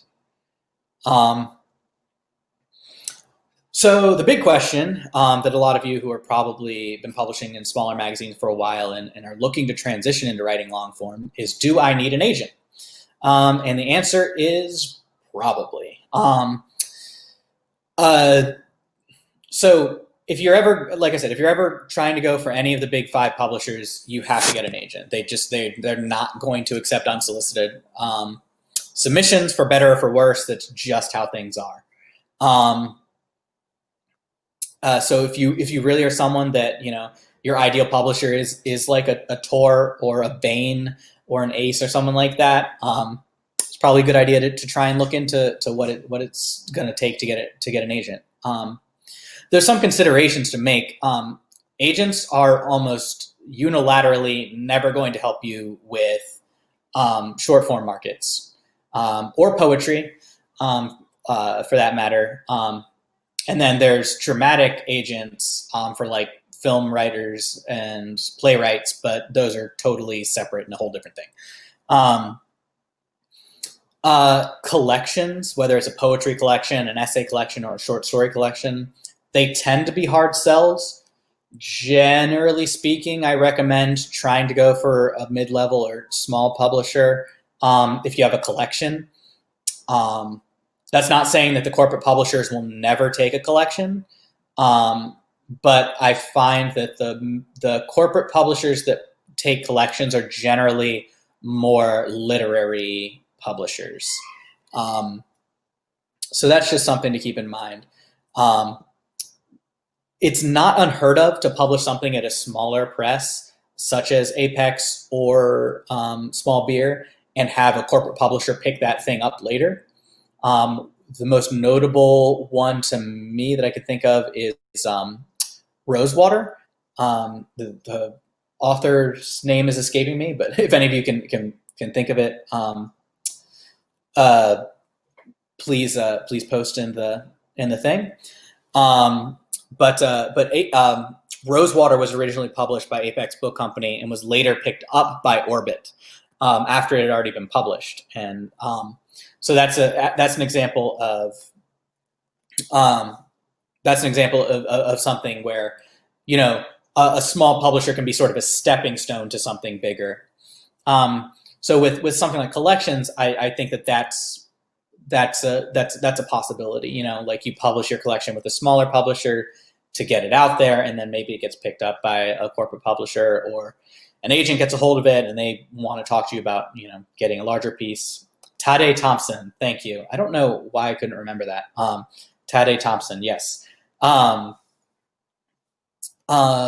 Agents generally don't represent novellas. This is starting to change. I know J.Y. Yang, who published the Tensorate series with Tor.com, all of those were novellas, and I believe that he was represented from the beginning. I can't remember the name of his agent, but especially within science fiction and fantasy, that's really seeing a big resurgence of novellas and popularity. Agents are starting to pick them up, but rule of thumb, traditionally, agents haven't represented novellas. So something to consider. And then last but not least, agents are only going to take completed manuscripts, with the one exception of nonfiction. Nonfiction generally is sold to publishers, what they call on spec. meaning you write up a proposal for what you want the longer piece to be, and then the publisher will buy it based off of that proposal. Though that is, I've never never in my years of being in publishing did I ever see anyone buy fiction on spec. So if you're writing a novel and you're halfway through, finish up the novel before you start looking in to agents. You want an agent, but how do you get one? So there's a lot of different ways to get an agent. I find the best way to get an agent is meeting people in person. You know, there really is no substitute for like in-person networking. Granted, you know, we have this whole pandemic thing going on around us right now. So that's harder than usual. But given that this pandemic will end at a certain point, some of the places that I find are good watering holes for agents. Conventions, I mean, I think that's a pretty obvious one. You know, World Fantasy Convention, Worldcon, things like that. Those are great places to meet agents. A lot of times there'll be panels, you know, on how to get an agent. There'll be agents there that'll be more than happy to speak with you. Agents go to these conventions for the same reason. They go to these conventions to find new talent as well. So, you know, if you're going to a convention, get on those panels and speak and get your name out there and go and, you know, meet with people. It's a great way to get in contact with someone. There's also the informal bar con, which is just, you know, the part of the convention where when the panels are all over and everyone's hanging out at the bar. I really find that that's probably the best place to meet people. And if you're not the kind of person that drinks, I mean, there's always the cafeteria or the food spot wherever they're getting food. You know, just places where people congregate, you know, and are open to meeting new people are great.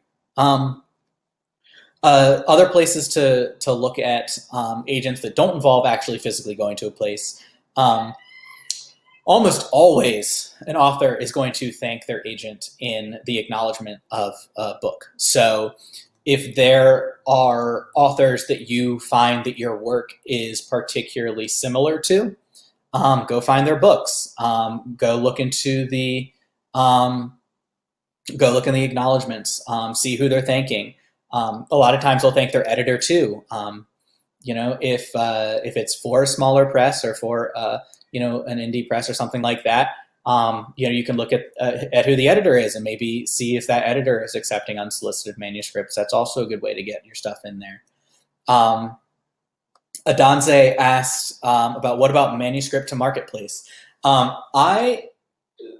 you be more specific, Adanze, with your question? I'm not sure. I'll give her a chance to write. But yeah, also readings. Again, a lot of it's virtual right now, so it's harder to meet people that way. But you know, often the room for the reading is open. You can talk to people that way too. And then if you can get into a mentorship or a writing program, there's tons of resources out there for writers. You know, of course, there's Clarion. You know, and Odyssey and those types of workshops. But, you know, there's MFA programs and there's, you know, there's mentorship. SIFWA offers a mentorship program that, you know, you can look into that as well. You know, often they're not going to place you with an agent, but even if they place you with like an author or an editor or someone, you know, they know those people, they have those contacts and they can direct you in the right direction. So Adanze is saying, Manuscript Marketplace, they ask for money to join a cater of editors, agents, and authors for $89 per month. $89 a month is steep. That's a lot of money. I think that's up to you. You know, if you can afford it, you know, it's you know, if you can afford it, why not? But for me, I know I can't afford $89 a month for something. So usually, I think, these mentorships and programs like this, are similar to magazines. Ask yourself why. Why does this why does this person want me to give them money? I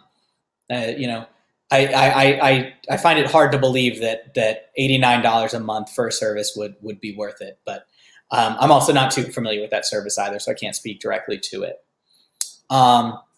Robert is asking, what are good websites to find out where readings can happen? That is a good question. I don't particularly know. I've used, pre-COVID, I found university creative writing newsletters, like program newsletters. If there's a university near you and they have a particularly good creative writing program, their newsletter will probably say what readings they have coming up. Time Out will sometimes have readings on their website as well. But now, now that COVID's around, Twitter. Other than that, I'm not sure. So Ben also says that the Odyssey workshop is happening online this year. So that could be good. I don't think either of the Clarions have released whether or not they are doing their thing in person or online yet. Or even if I know that last year, with at least Clarion West, with postponing their workshop, everyone that was accepted last year is going to automatically be put into this year's cohort. So I don't even really know if they're accepting submissions. No one's reached out to me to be a reader for this year. So I don't know. Let's see. Our admin says the Codex forum is good. Yes, I would second that. I personally don't participate in the Codex forum, but I have friends who do, and they're always giving me little tidbits of information off of the Codex forum. So that's another one I would second that recommendation as well. Our admin also says that the Dream Foundry does announcements in their Discord for readings as well. So keep that in mind too. I also remember that there was one specific question about Clarion and their experiences. So I'll talk a little bit about my experience with Clarion and just how that helped me move forward in my career. In full disclosure, I don't currently have a literary agent. I attribute that in part to after working in publishing for several years, I think that I just was kind of given a subset of knowledge to where I felt comfortable negotiating my own deals. And on my first novel, I negotiated that deal myself. And that was actually a piece that was commissioned from me. So I didn't go through the normal channels. So Clarion specifically, in my case, did not help me get an agent, but we did talk to a number of agents at Clarion. They had a bunch of people come in and talk to us about how to get an agent, what it was like to get an agent, and that was super helpful. And I know a number of people from my class started getting agents within a few months of graduating from Clarion. So it is, really useful from that standpoint as well. I would say, I do recommend Clarion a lot. I think it's a great program. I wouldn't, I'm obviously partial to Clarion West because that's the one that I attended, but Clarion San Diego is great too, and Odyssey I think is a great program as well. Viable Paradise is shorter, but also a good program. I've known a bunch of people that have been successful coming out of that. it's really what it is it's a boot camp. For those of you who are not familiar with Clarion, either West or San Diego or Odyssey, they're 5 to 6 week workshops. You write one story a week. It's critiqued by your peers, and there's usually one writing instructor per week who is a professional writer or editor who comes in to oversee that process. So you're writing, 6 stories in 6 weeks, and reading 18 stories a week as well. So it's very intensive, but it's there's no better way to kind of improve your writing in that short period of time. Adanze also recommended Fantastic Fiction at KGB Bar in New York City. The KGB Bar in New York City is super cool. Highly recommend going there if you have the chance. Actually, I believe that Fantastic Fiction, Adanze, is only once or twice a month. I don't think it's every week, but someone should double check that because I'm not 100% sure. It's run by Ellen Datlow, who is an editor, and she edits for Tor.com as well as a bunch of other magazines. Former editor for Agni, one of Stephen King's primary editors, at least for short fiction, and she does a Best of the Year anthology as well. So she curates the KGB reading. But most importantly, if you're not in New York City and you can't make it, even before COVID, they had been recording their readings every month. So you can check those out afterwards as well. Okay. So Ben also asked, what prep would you recommend doing to get the best out of something like Clarion? I don't think that there's anything that really can truly prepare you for that experience, because I've never really experienced anything like it where I was like specifically working on writing and writing related things for like 12 to 16 hours a day, every day for 6 weeks straight. What I do recommend, at least in terms of the application, is just getting a few stories under your belt that are 5,000 words or less. I thought that I was going to be able to submit a section of a novel for Clarion, and then a week prior to the submission deadline, I found out that my section was too long, so I had to go and write an entirely new story that was within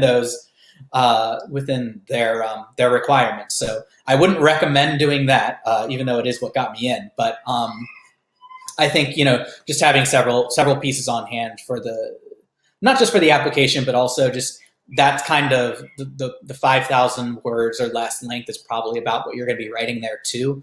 So kind of getting comfortable in writing short form in that length is a good practice as well.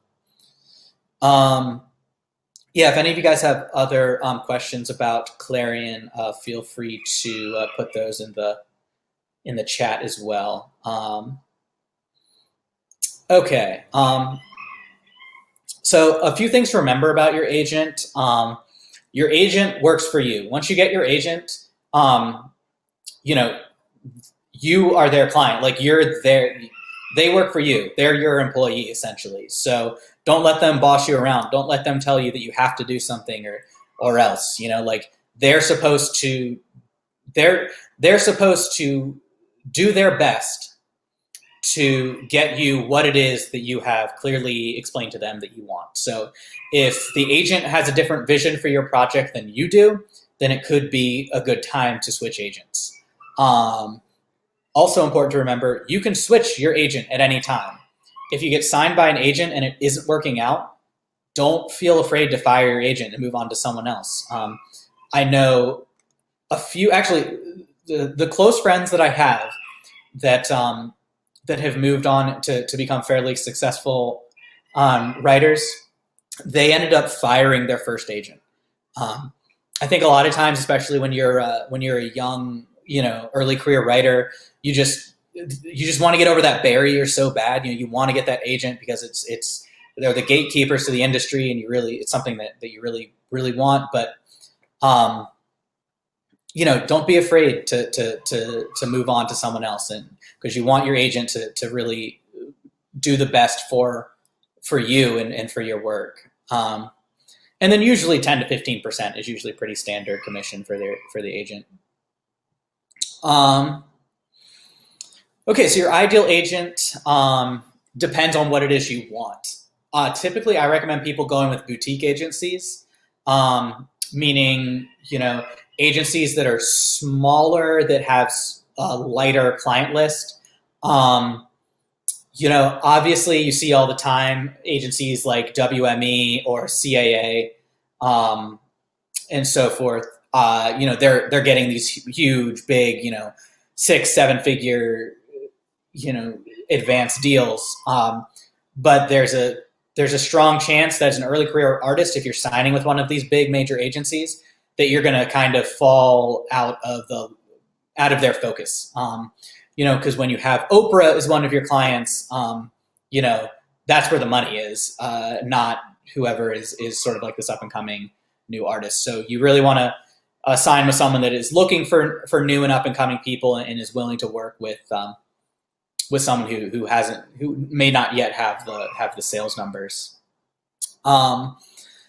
Something to also look for would be agencies that have subsidiary rights departments. We'll go over subsidiary rights in just a second, but basically agencies that have the ability to sell your work abroad or to the film industry.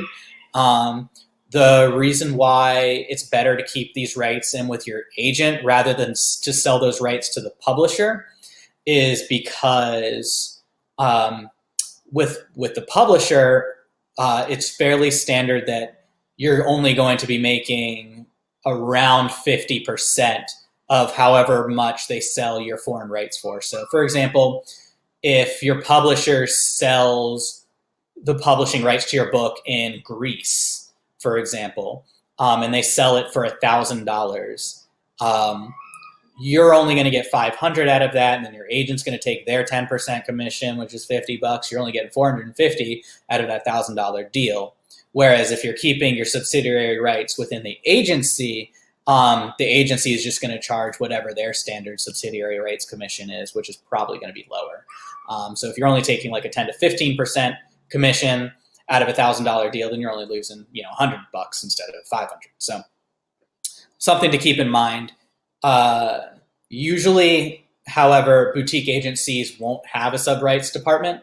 So that is kind of one of the trade-offs of going with someone who's larger. You want to look at who else is on your agent's list. What are the other authors they publish? Who have they sold to before? What publishers do they have relationships with? Stuff like that. And you can figure that out because usually on the agency's website, they're going to have a list of all the authors they work with. So Ben asked, which of your peers from Clarion impressed you the most and why? Were there habits, practices, and attitudes in the writers who went on to do really well? Yeah, man, that's a really good question. I think even though Clarion is a fairly exclusive program to get into, I do find that people come in at a fairly wide range in terms of where they are in their career.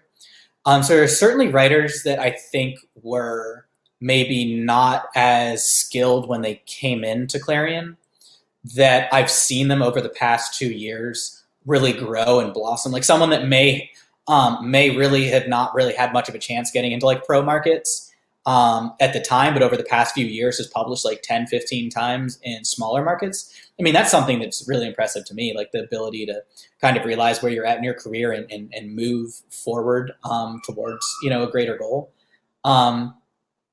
Yeah, I don't know if I want to specifically point out any names, but I do think I was part of the 2018 Clarion West class. And I think if you go up and look at some of the names there, I mean, there's a few who are now, award-winning authors. Who one of my the people in my cohort was nominated for a World Fantasy Award while she was still at Clarion West. But as far as like the attitudes and practices that I see, and the people have been able to do the most with that opportunity. It's really just, the folks that are writing every day and really just putting in the work. I mean, I think there's, like I said, there's really no substitute for just writing it and just getting your thoughts on paper. So I think like if you're the person that can be writing every day, can really have that designated time in their routine, whether or not you go to Clarion or another program or are just writing, without going into a program like that, that's really what you need to be successful, is just that dedication to doing it every day. So I hope that answers your question. And then the last thing I'll just say about an agent is you do want an agent that's willing to do a little bit of editorial work with you.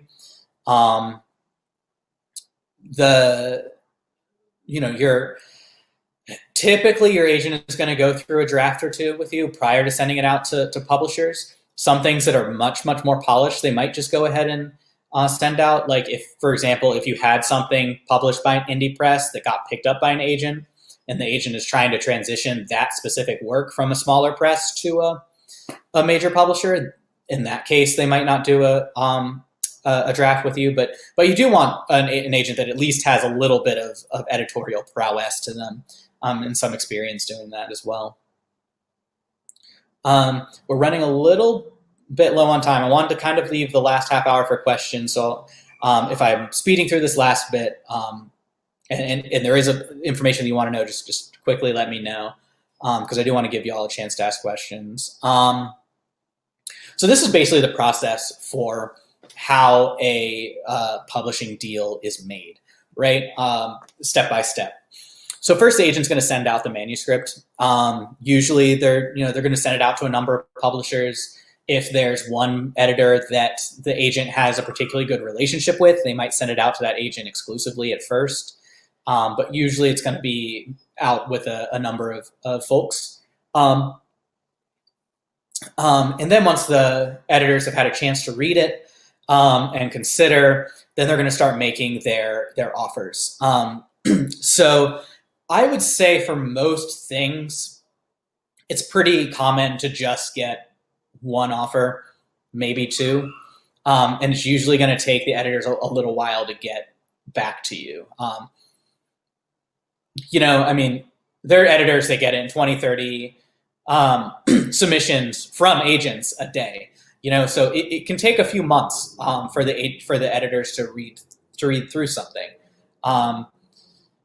But in the chance that there is more than one offer that's made, it can trigger something that's called an auction. And what that basically means is that the agent compiles all the different offers they've gotten.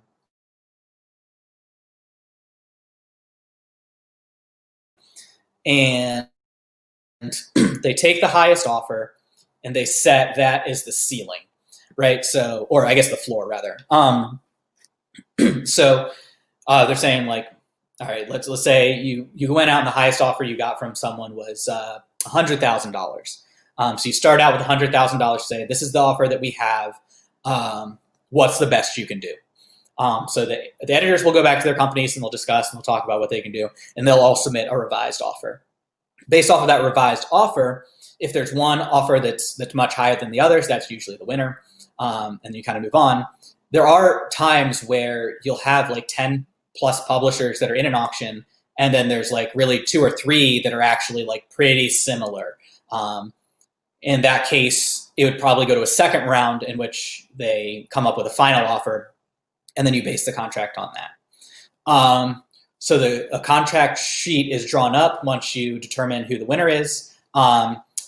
You'll basically come up with like an offer sheet which outlines the basic terms of the deal. So like what the royalty payments are, what your advance are, what the percentages are, things like that. If there's an exclusivity period, things like that. And then based off of that, a more detailed final contract will be drawn up, and that's what you're actually going to sign. So yeah, are there any questions about like that process? Because once you basically after you get in the offer sheet, the offer sheet is usually pretty clear on the basic general terms, but because the contract is so much more specific, it's really not uncommon for certain details of the contract to be renegotiated after the offer sheet, as long as the terms of like the actual offer sheet stay the same. So the offer sheet is going to say like, all right, you're going to make 15% for hardcovers, up to like 5,000 copies, and then however much thereafter. But then it might have a clause saying like, the publisher has the right to only reissue like a reprinting under these circumstances or something like that. So like a more detailed aspect of the contract may be negotiated after the offer sheet's agreed upon, if it's not something that included in the offer sheet itself. Okay, so your advance. Your advance is the money that you're actually paid. It's or at least the advance, the money that you're paid up front. When someone says like, oh, I was paid X number of dollars for my book, 9 times out of 10, what they're talking about is the advance. The advance is the money that you earn up front prior to the book being published, that basically guarantees that you make some money off of the deal, right? Basically what the advance is saying is it's the way of the editor saying, okay, we think your book is going to make this much amount of money, and based off of the book making this amount of money, we think in royalties you are going to earn this amount of dollars. So if your advance is $100,000, you then have to earn $100,000 in your royalty payments before you actually start receiving royalty checks in from the publishing company. So it's a little bit weird, and it's kind of a hard concept to wrap your head around if it's not something you're already familiar with. So yeah, please ask me questions if I'm not making sense here. Your advance payment will typically be scaled. So even though it's the money you're getting paid up front, you don't actually receive all the money in one lump sum. The most common scaling for advance payments are one payment on signing. So when you sign the contract, you get 1/4 of the money. You get another 1/4 of the money once you've completed the manuscript, meaning after you've gone through all of your rounds of edits with the editor, you've gotten to the final completed text that's going to appear in the book, you get another payment. And then if you are getting a hardcover publication, which is actually fairly uncommon for first-time authors. So if you get in a contract and it's stating that it's just going to be a paperback release, don't stress. It's not uncommon. Usually hardcovers are only reserved for sort of the most promising books on an editor's list. But assuming that you do get a hardcover release, you'll get 1/4 of the payment when the hardcover is published, and then another 1/4 of the payment when the paperback is published, usually a year later. The reason why they withhold that final payment to when the paperback is published is basically to incentivize the author to do publicity for the book. So if they're going to have you do like a radio tour, or even more unlikely, a book, a national book tour or something like that, they withhold the paperback payment to basically incentivize you to continue doing that publicity throughout the year that the hardcover is available, so that once the paperback launches, it actually still has legs and momentum. All right, so John is asking, are the big publishers switching more to e-publishing and less of hardcover or soft? No, they're really not. There's not much data to suggest that ebooks are really carving out a significant portion of the market.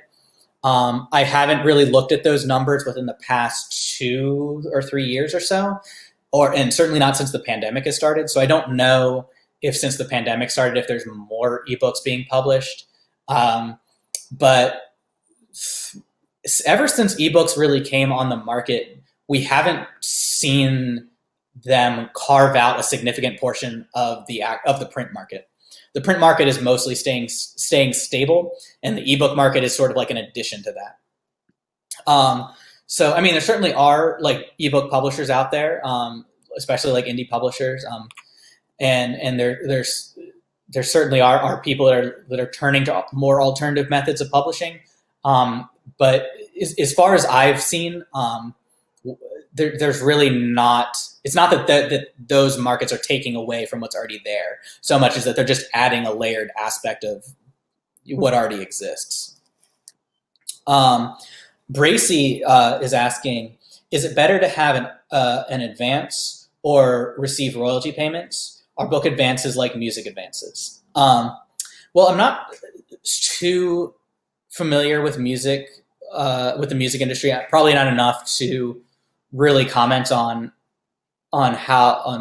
whether they're terribly like novel advances, but basically the advance is royalty payment, because you're like I said, like whatever your advance is, if it's $100,000, that $100,000 is accounted in the budget for your royalty payments.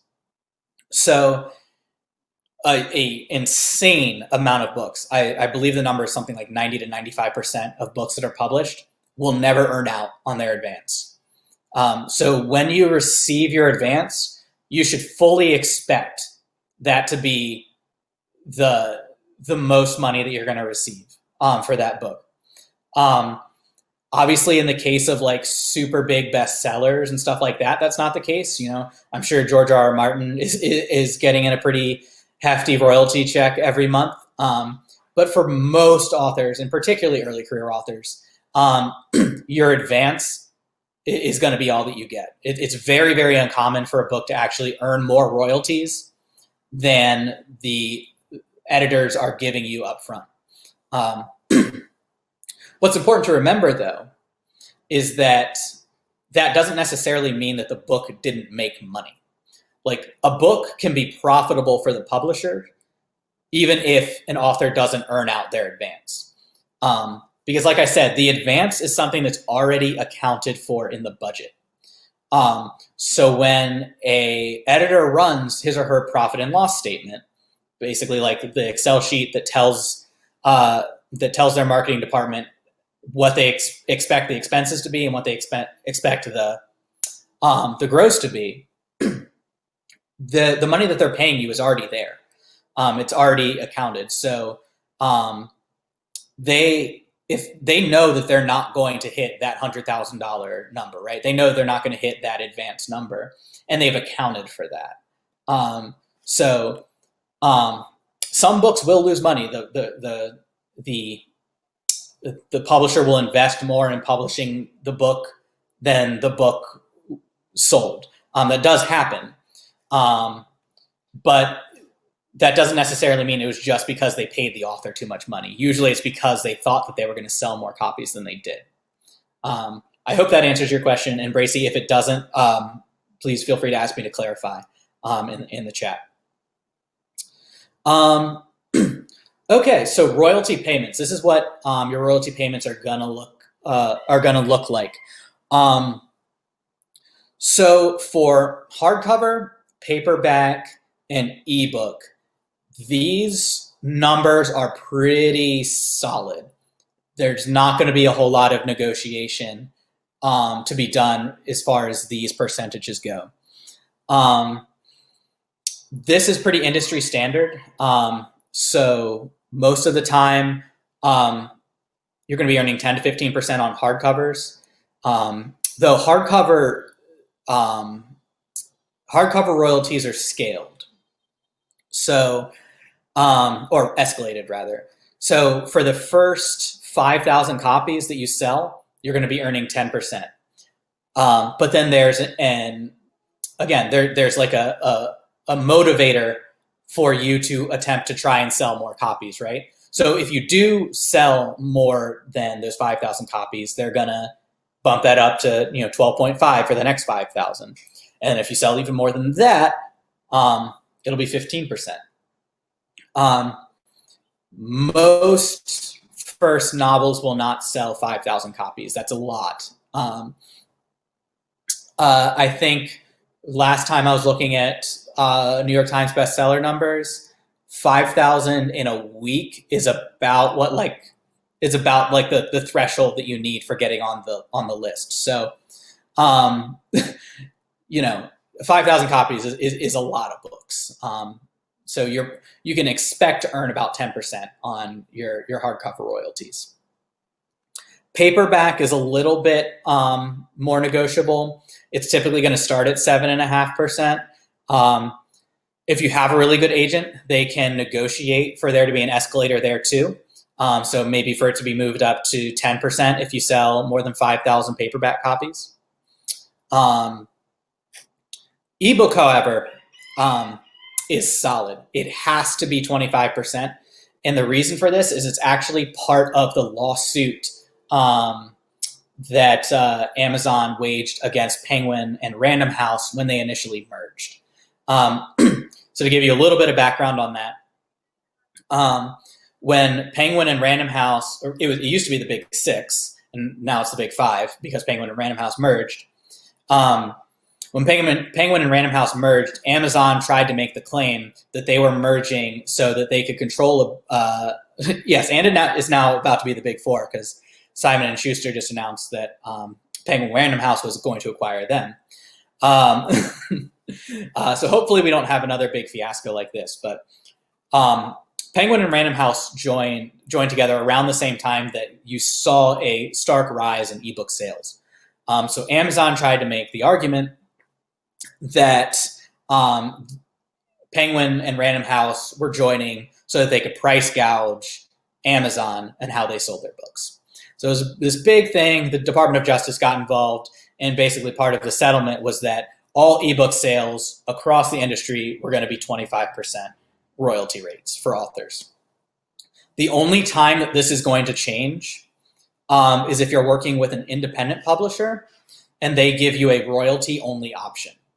Tor.com offers a royalty-only option, which means that they're not going to pay you in advance. You get no advance. You get no money up front. But on their ebook sales, they will pay you 50% instead of 25% royalties, which means you're making twice as much royalties off of your sales. So it's something to consider. In the long run, if you really do think that if you're someone that has the ability to really market your book well on your own, a non-royalty or a non-advance option is great. But for most people, you kind of need that money up front. At least I do. So yeah, ebooks always, except for very, very explicit circumstances, going to be 25%. For foreign serial reprint rights, things like that, there's no industry standard, though usually it's typically between 25% and 50% royalties, meaning that if you sell the film rights, like if you sell the right to make your thing a script, and the publisher is the one who sells it, then you get 50% of however much they sell it for, 50 to 75%. And the publisher will retain the rest of that. Typically, indie publishers will have higher royalty rates because they know, A, that they can't pay you as much in your advance, and B, their sales numbers aren't going to be as high. So it's really not uncommon for you to see like 25% royalties on hardcover and paperback from an indie publisher. And even like if it's something you can even negotiate with them too if they're trying to give you something a little bit more standard as well. So subsidiary rights, we've talked about this a lot so far, but just to kind of explain to you what exactly this is, and this is going to be really important for those of you who are living outside of the United States. Subsidiary rights are basically any rights to your material that are not explicitly print rights in the region that you initially sold them in. So, for example, if you're publishing something in English, let's take Harry Potter, for example. Harry Potter, I think, is a really good example. British writer, sold world rights to their British publisher. The British publisher then sold the rights to publish that book in the United States to another organization. So Scholastic UK, they bought Harry Potter, but Scholastic UK only has the resources to distribute Harry Potter in the UK and English language throughout Europe. So to get the book out in the United States, they sold the book to Scholastic America, which is technically a different company, for them to publish in English in the United States. This is a really great way for there to get legs on your book. The subsidiary rights are that's where you're going to make all your money kind of go in, like long term, right? So I mean, you're going to sell, your initial advance, but you get $5,000 from Germany and $5,000 from Poland, and maybe $1,000 from like Venezuela or something like that. All of these things add up, even if you're only earning a percentage of those royalties, they do add up over time. So foreign rights are typically regional. So if you sell a book to a publisher in New York, that publisher is only ever going to distribute that book to the United States and sometimes Canada. In theory, they could also distribute the book in English in Mexico.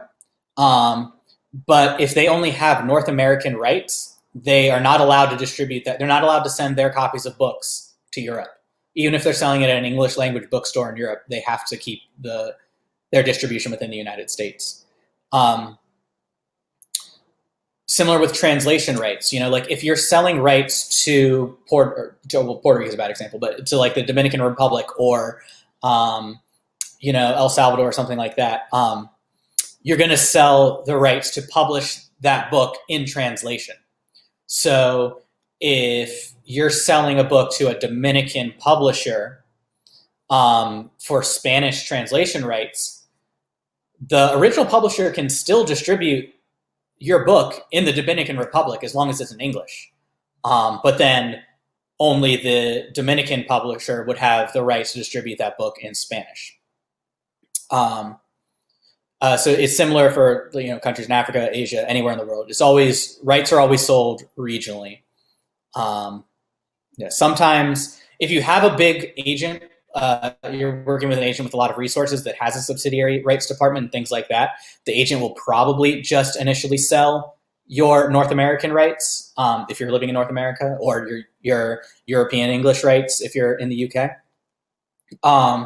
Though if your agent has more limited resources, then they'll probably just sell world distribution rights to the publisher, and then the publisher will sell the subsidiary rights to the individual countries. Aside from regional rights, there's also performance rights. So if there's going to be an audiobook, that's a particular right. I mean, I think 90% of audiobooks now, or maybe not that much, are distributed by Audible. So pretty much Audible is always going to be the one that buys the audio rights. But I mean, in theory, you could sell them to someone else. But that is technically considered a performance right. And then film and theater performance rights are also sold separately.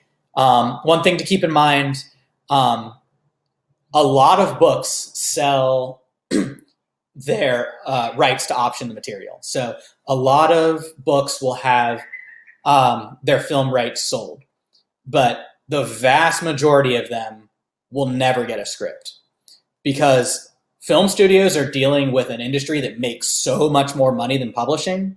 They're willing to buy up as many option rights as they can just so that they own that material. It's worth it to them to do that. But it's rare that their teams will actually end up deciding to go forward in producing that material. So again, great way to make money, in getting those rights sold. But just because you sell the film rights to your novel doesn't necessarily mean you're going to get a movie made out of it. Okay. Yeah, just some other things to consider. Most books will probably take a year or two to produce. This is just sort of the general process of what the just sort of the general process of what things are going to look like once your book has been acquired. Your editor, they send you the author letter and the notes, and you revise the manuscript, you get it together. But once the manuscript's actually finished, it then goes to a copy editor. A copy editor is basically someone who checks for factual and grammatical errors. Sometimes it's done before the typesetting, sometimes it's done after. It depends on the kind of book that you're doing. A copy editor is different from a proofreader, in that a proofreader is almost only looking for like spelling and grammar issues. A copy editor is actually someone who's much more trained, and they're going to check on it. Like if you say if it's a historical fiction novel, for example, and you say that Ronald Reagan went to the hospital in 1978, then a copy editor is someone who's going to check the factual accuracy of that statement and let you know. It's then your choice as an author whether or not you want to follow up on changing that statement, especially if it's fiction. But that's sort of the copy editor's job as well. There's also the managing editor. Outside of your main editor, the managing editor is probably going to be the second most important person that you deal with. The managing editor is the person who's in charge of the physical production process of the book. So they're the one that sends the book to the copy editor. They're the one that sends the book to production, to the typesetter. They're the ones that organize the cover of the book, to get the book to the printer, things like that. So often you'll hear your editor talk that they're sending something to the managing editor.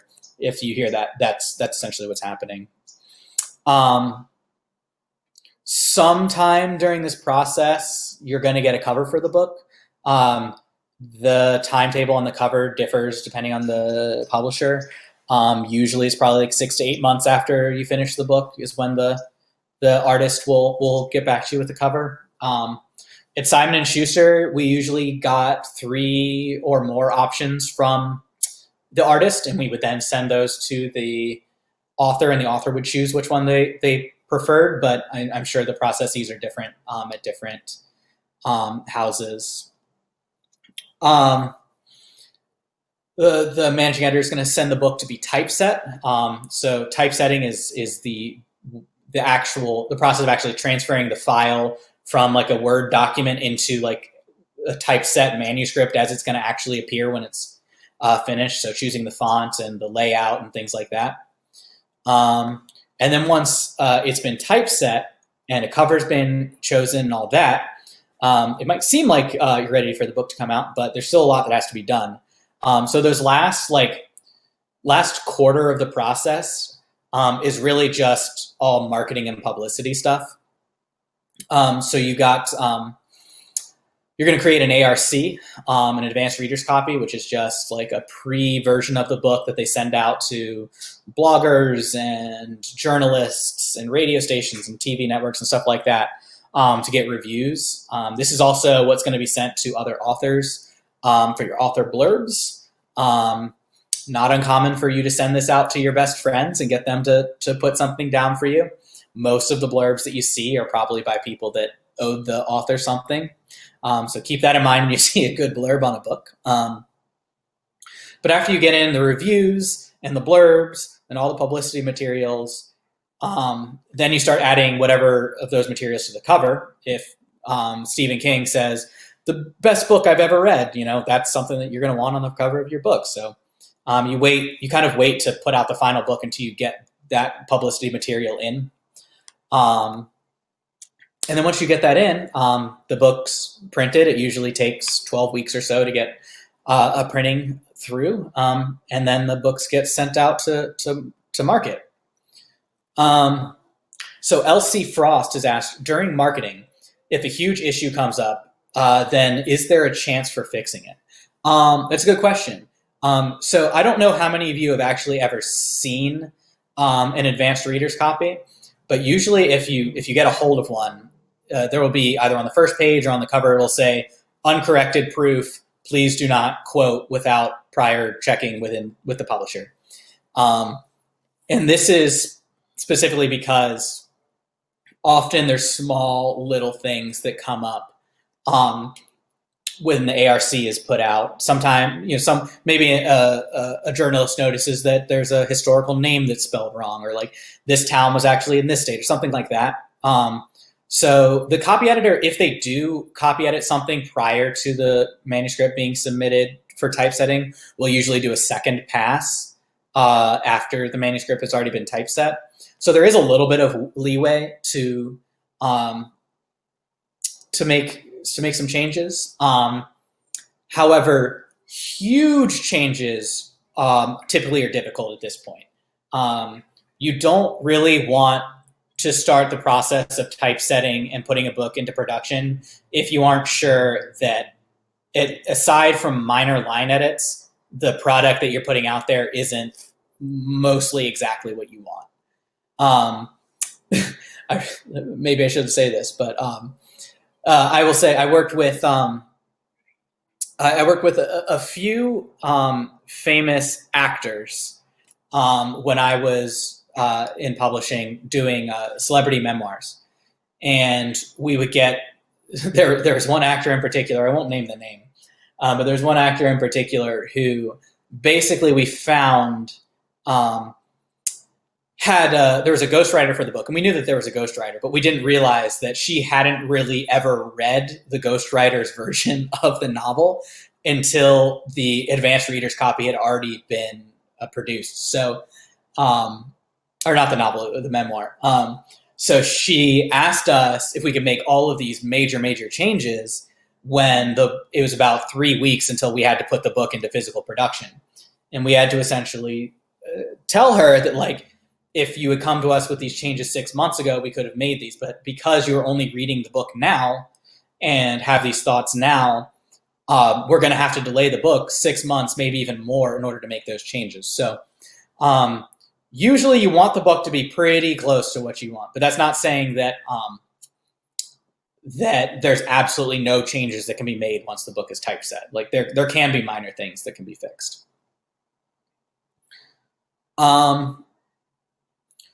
So for self-publishing, the process is essentially going to look the same. If you're publishing something on Amazon's platform, or you have another platform that you're putting things out by, like the process that you undergo is going to be essentially the same thing, whether you're going with a small press, a mid-level press, or a corporate press. With the significant difference of the fact that you're the one doing it. So if you are a self-published author, you either have to have the skills to be able to create a cover and copy edit something on your own and typeset something on your own, and put it through production on your own, or the financial resources to pay for everyone else to do that. So I'm sure when you're looking at these standard royalties, and you look at 7% royalties on a paperback copy of a book, that feels fairly low for the person that's actually creating the work. But the reason why that is because it's the publishers that are taking on the financial responsibility of putting this book into the world. So as self-publishing can be a really useful resource, but you have to have the upfront money to be able to pay for all these people, or the willingness and ability to do all of these different things on your own. And it can be very time consuming and very exhausting. From a strategy standpoint, the people that I've seen be the most successful as self-published authors are the people that can put out a greater quantity of books. I hesitate to say quantity over quality, because I mean, obviously, just because you're publishing something by yourself doesn't mean that it's worse than something that's published by a mainstream editor. But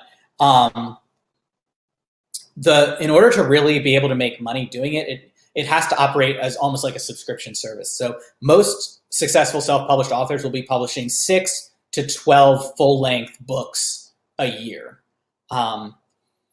So that's not saying that these are bad books by any means, but if you're writing a book in a month, you're just not going to be able to put as much time and care into a book that you take a year to write. So also something to consider.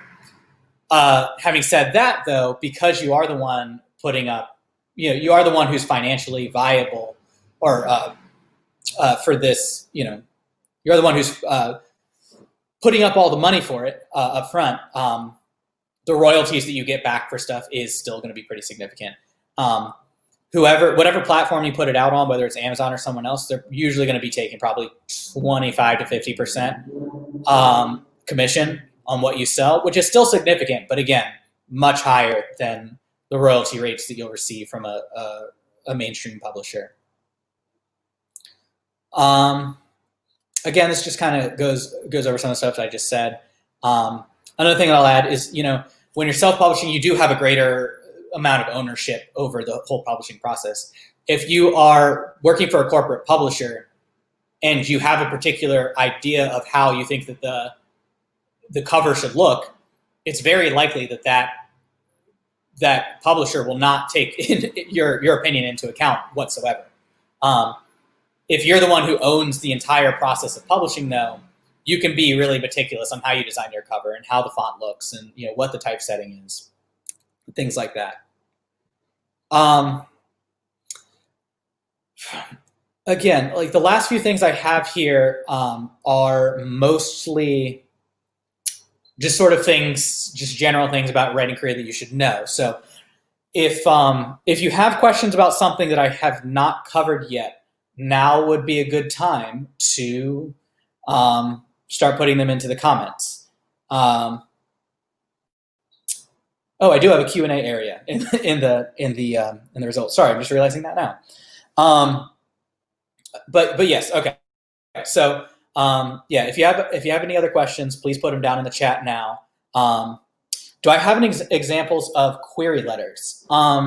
Good question. I don't have a specific example of a query letter, though they're pretty easy to find online if you just type in like query letter or for agents or whatnot. Online, you'll be able to get something pretty quickly. What I will say just generally about querying agents and publishers is the big difference between querying like short form editors is that you're going to want to summarize your work. Usually you want like a paragraph sort of giving a ballpark summary of your thing, and then you're going to want like a paragraph about your bio. Your bio to an agent or an editor, like a publisher, can be a little more extensive than to just like a magazine editor, I think. And you can include some of the more circumstantial things about your life too, because, with an agent or even an editor, these are people you're going to be working with for a long time. So it's good to get a better sense of like who this is as a person that I'm going to be working with. So yeah, you do want to include a quick summary. Maybe I think that like if there's a long form, like a novel or a novella that you have, what's a good exercise to do is write out 3 things, right? Like a one line, just elevator pitch. Just a 1 line sort of log line for what you like, for what you think the novel's about. Then sort of like a 1 paragraph summary. And then a longer, maybe 3 or 4 paragraph summary of like the entire thing, step by like the plot of the story. That way, when you query different agents and editors, you already have these things that are sort of already typed out and written, and you can tailor them to what the agent's particular preferences are. I hope that gives you some idea of an answer to your question. Catherine is reposting a question from earlier.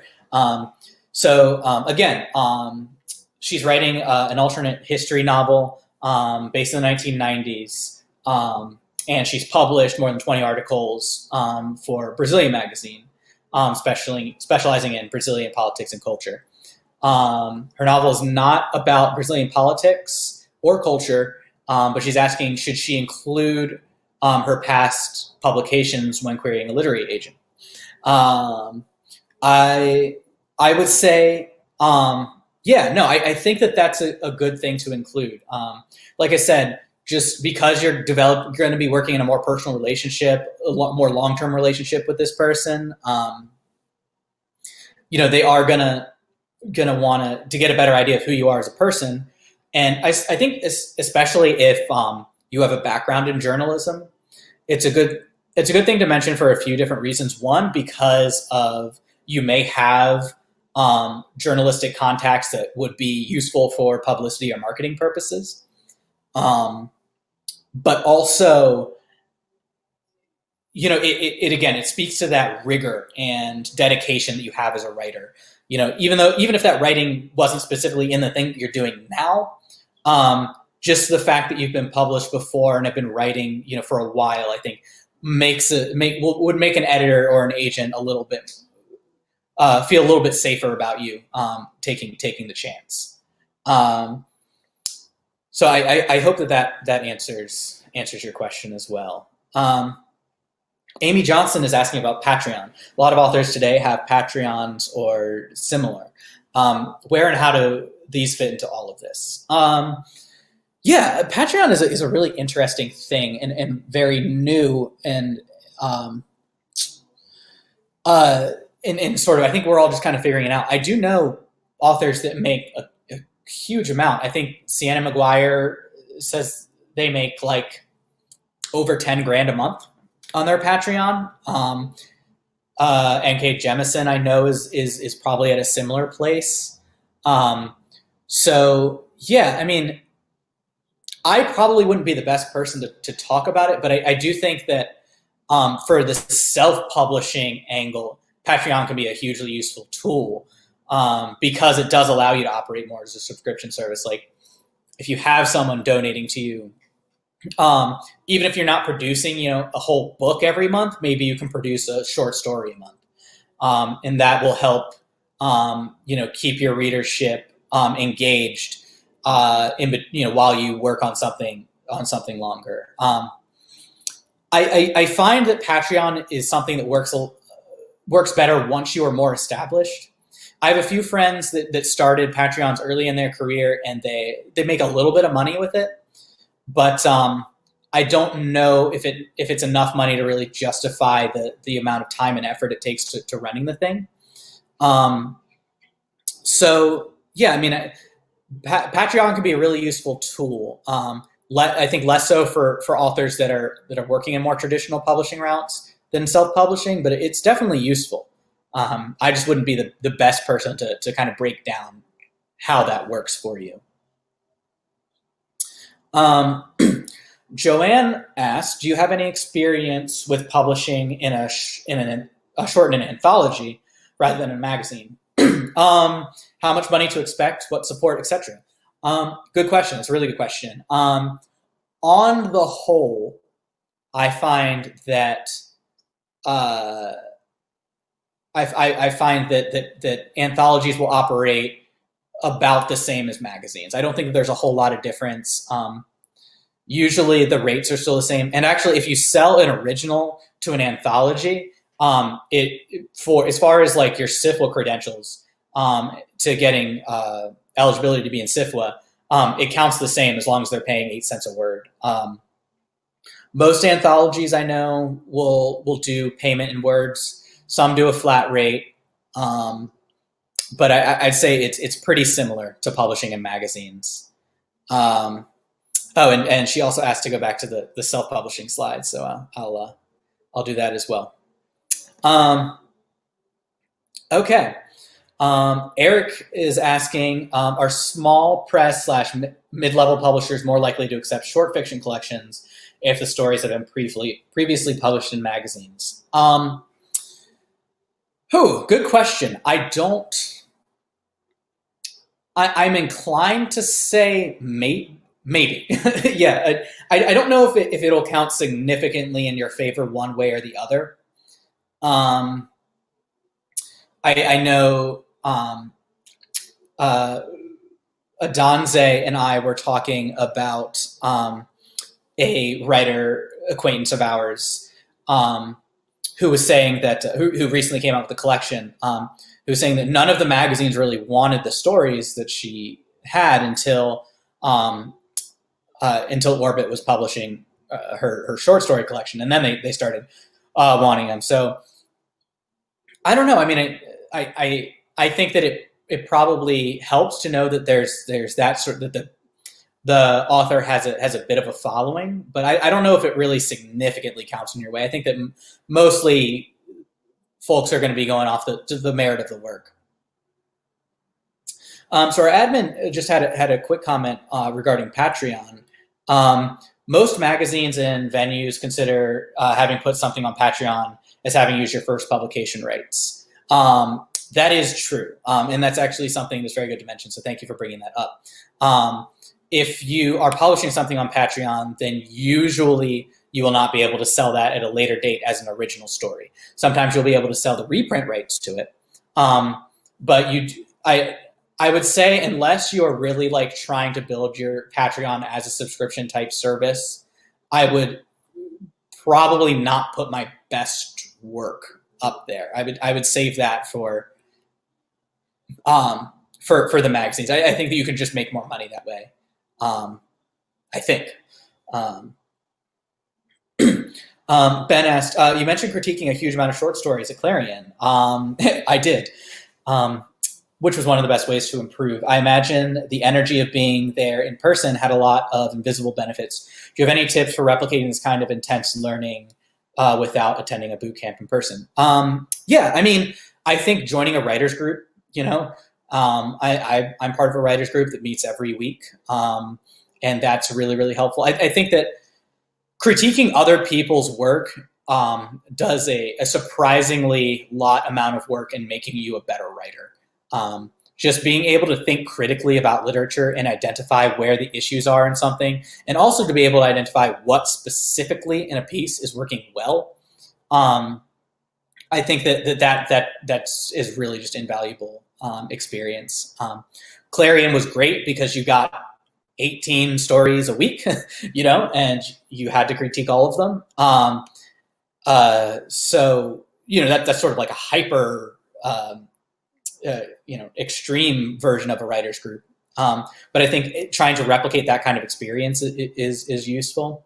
Though I do say, I would think that, Clarion, part of what Clarion makes it so special is the camaraderie and the personal relationship you build with your fellow writers. And that's something that really can't be replicated in a COVID-19 space, which is really sad. But so for those of you who are thinking about doing an intensive writing program like that online, I mean, I think it can still be super useful in helping you build your skills. But there's really nothing quite like that experience of living in the same house as almost 20 other people, and eating with them and sleeping with them and talking literature all day and all night. There's really nothing better than that. We only have about 15 minutes left, though. So just keep that in mind for your questions. I'm just going to keep on going and answering as many questions as I can until that point. But if there's something that you're dying to ask, just try to get it in there. Try to get it in there quick. So, all right. All right. Regina is asking, do you have a slide of ideal publications for poetry chapbooks?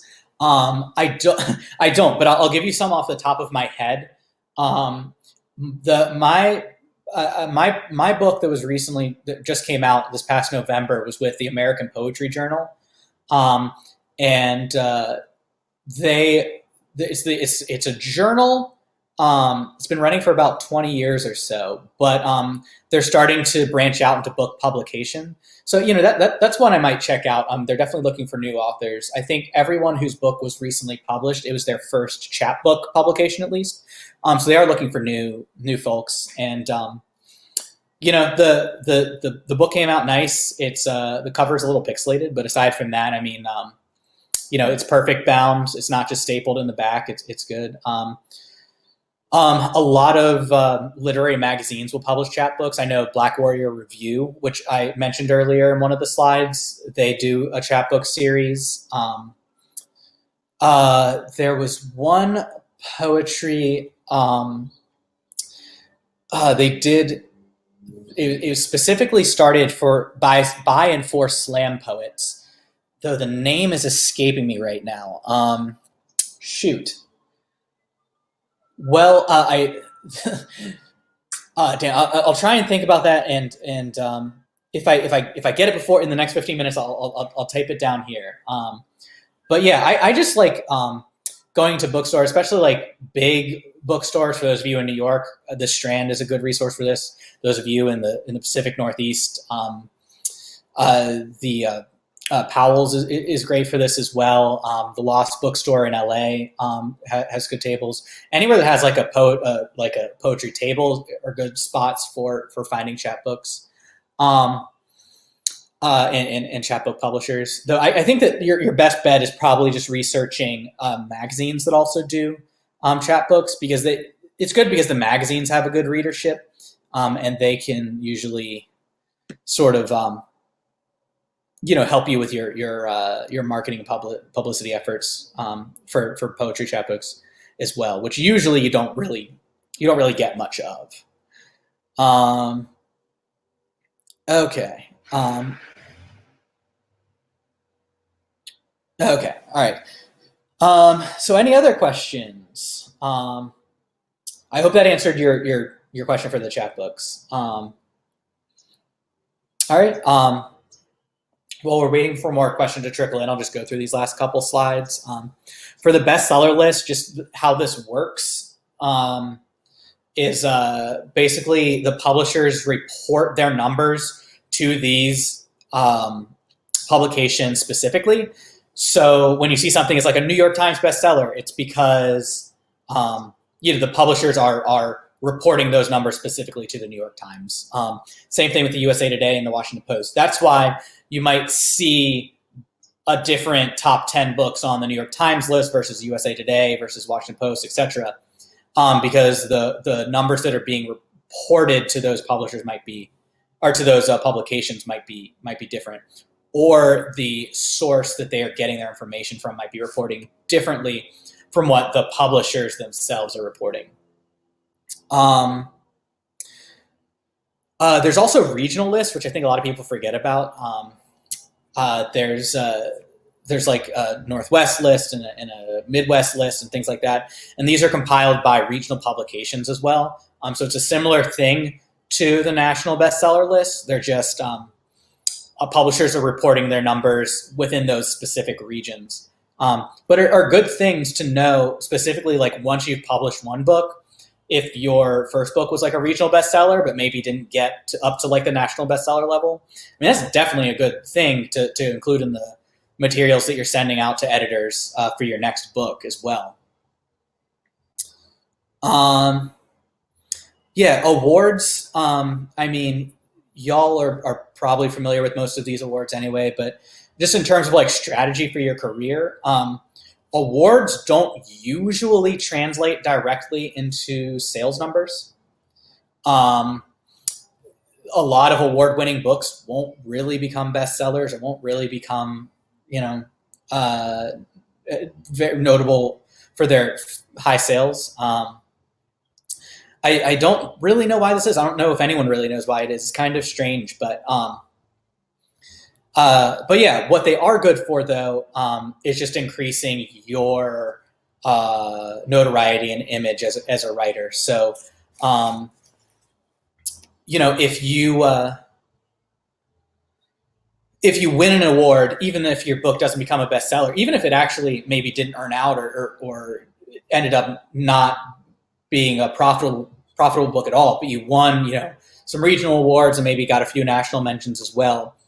When you're moving towards your next book, and you're sending out materials to the editor, it's good information to have. It's like, well, the sales numbers when you look it up might not look great, but it was a finalist for the National Book Award or whatever.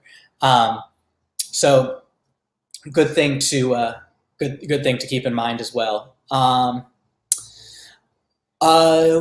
Best of lists also really awesome, and these are probably the easiest way to get recognition as an up and coming author. I was lucky enough this past fall to be on the best on the list of best speculative poetry at Viacom, and that really did a lot to raise my my notoriety as a writer as well. So. So that's also great as well. One thing to kind of keep in mind with the more literary awards is that there's not a whole lot of transparency around how they choose their books. I mean, especially the Pulitzer board in particular. You don't. They'll come out with 2 or 3 books that are runners up, and then the one that won, but you don't really know how they chose those books. The really great thing about being Viacom, yes, not Viacom. No, if Viacom had awarded me an award, that would have been that would have been notable and interesting to say the least. But yeah, the good thing about being in sort of the speculative fiction realm is that usually these awards processes are pretty transparent. Most of the time, they're being awarded at some sort of convention. The awards that I have were awarded at Viacon. There's also World Fantasy Con, WorldCon, the SIFL convention, things like that. Because they're part of the convention. It's usually the convention body that's voting for these things, and it feels a little bit more democratic than I think some of the literary awards are. So just something to keep in mind as well. And then lastly, after you, yes, Viacon was put on by Fia Magazine, really great magazine, highly recommend. And yeah, the link is in the chat. They put out some really great stuff, guys, and especially for a magazine that's really semi-pro and hasn't been able to pay pro rates yet. The stuff that they're putting out is really unparalleled. So highly recommend reading reading their magazines. But yeah, just some last sort of notes to leave you guys with. The first book is always great, but the second and third books can sometimes be harder, if your first book doesn't sell well. So it's just really important to always just keep the long game in mind. If one book doesn't do well or a certain story doesn't do well, or you get a little bit of backlash from something, remember, you got time ahead of you. Just keep pushing forward and keep moving forward, and you'll get there, even if there's some setbacks along the way. When publishers are considering books, especially second books, they're usually looking at the sales numbers for your previous book, and that's what's going to be part of the contributing factors to how they determine their advance for your second book. It's funny, Daniel Abraham, who's one of my instructors at Viacom, he told us this story about his first trilogy. The first book in the trilogy did pretty well. So in the second book, they set the sales figures just a little bit higher than what they were for the first book. But because they set the sales figures just a little bit higher, when the second book came out, it didn't quite hit that number. Even though the book was still doing well, it didn't hit the sales numbers at what they thought that they were. So for the third book, they lowered it a little bit more. And then because they lowered it, the publicity budget was less and the marketing budget was less. So the fourth book was lowered just because the third book didn't sell as many copies. So you can kind of get into this sort of rut where just the industry in itself it kind of gets in your way. But like I said, it's important to just keep the long road in mind, and just remember, this is not something that happens overnight. It happens in years and years and years, and you just got to keep pushing forward and keep trucking, and don't let one setback discourage you. Whew. So that's all I had to say. I'm going to put my, I'm going to put my contact information is up here. If you have any questions, anything I didn't get a chance to address today, there's my website, my email, and my Twitter handle. Feel free to reach out to me on any of those platforms. I also have a Facebook page. You can reach out to me as well. It's also at Woody Dismukes. If there's any last questions y'all have, we have 3 minutes left. But if not, just hit me up on email or Twitter, and I'll answer you. Thank you all so much for spending your afternoon with me, or for some of you, your evenings. I really appreciate everyone showing out, and this has been a really great first kickoff for Dream Foundry, I think. So we're all super happy to have y'all here.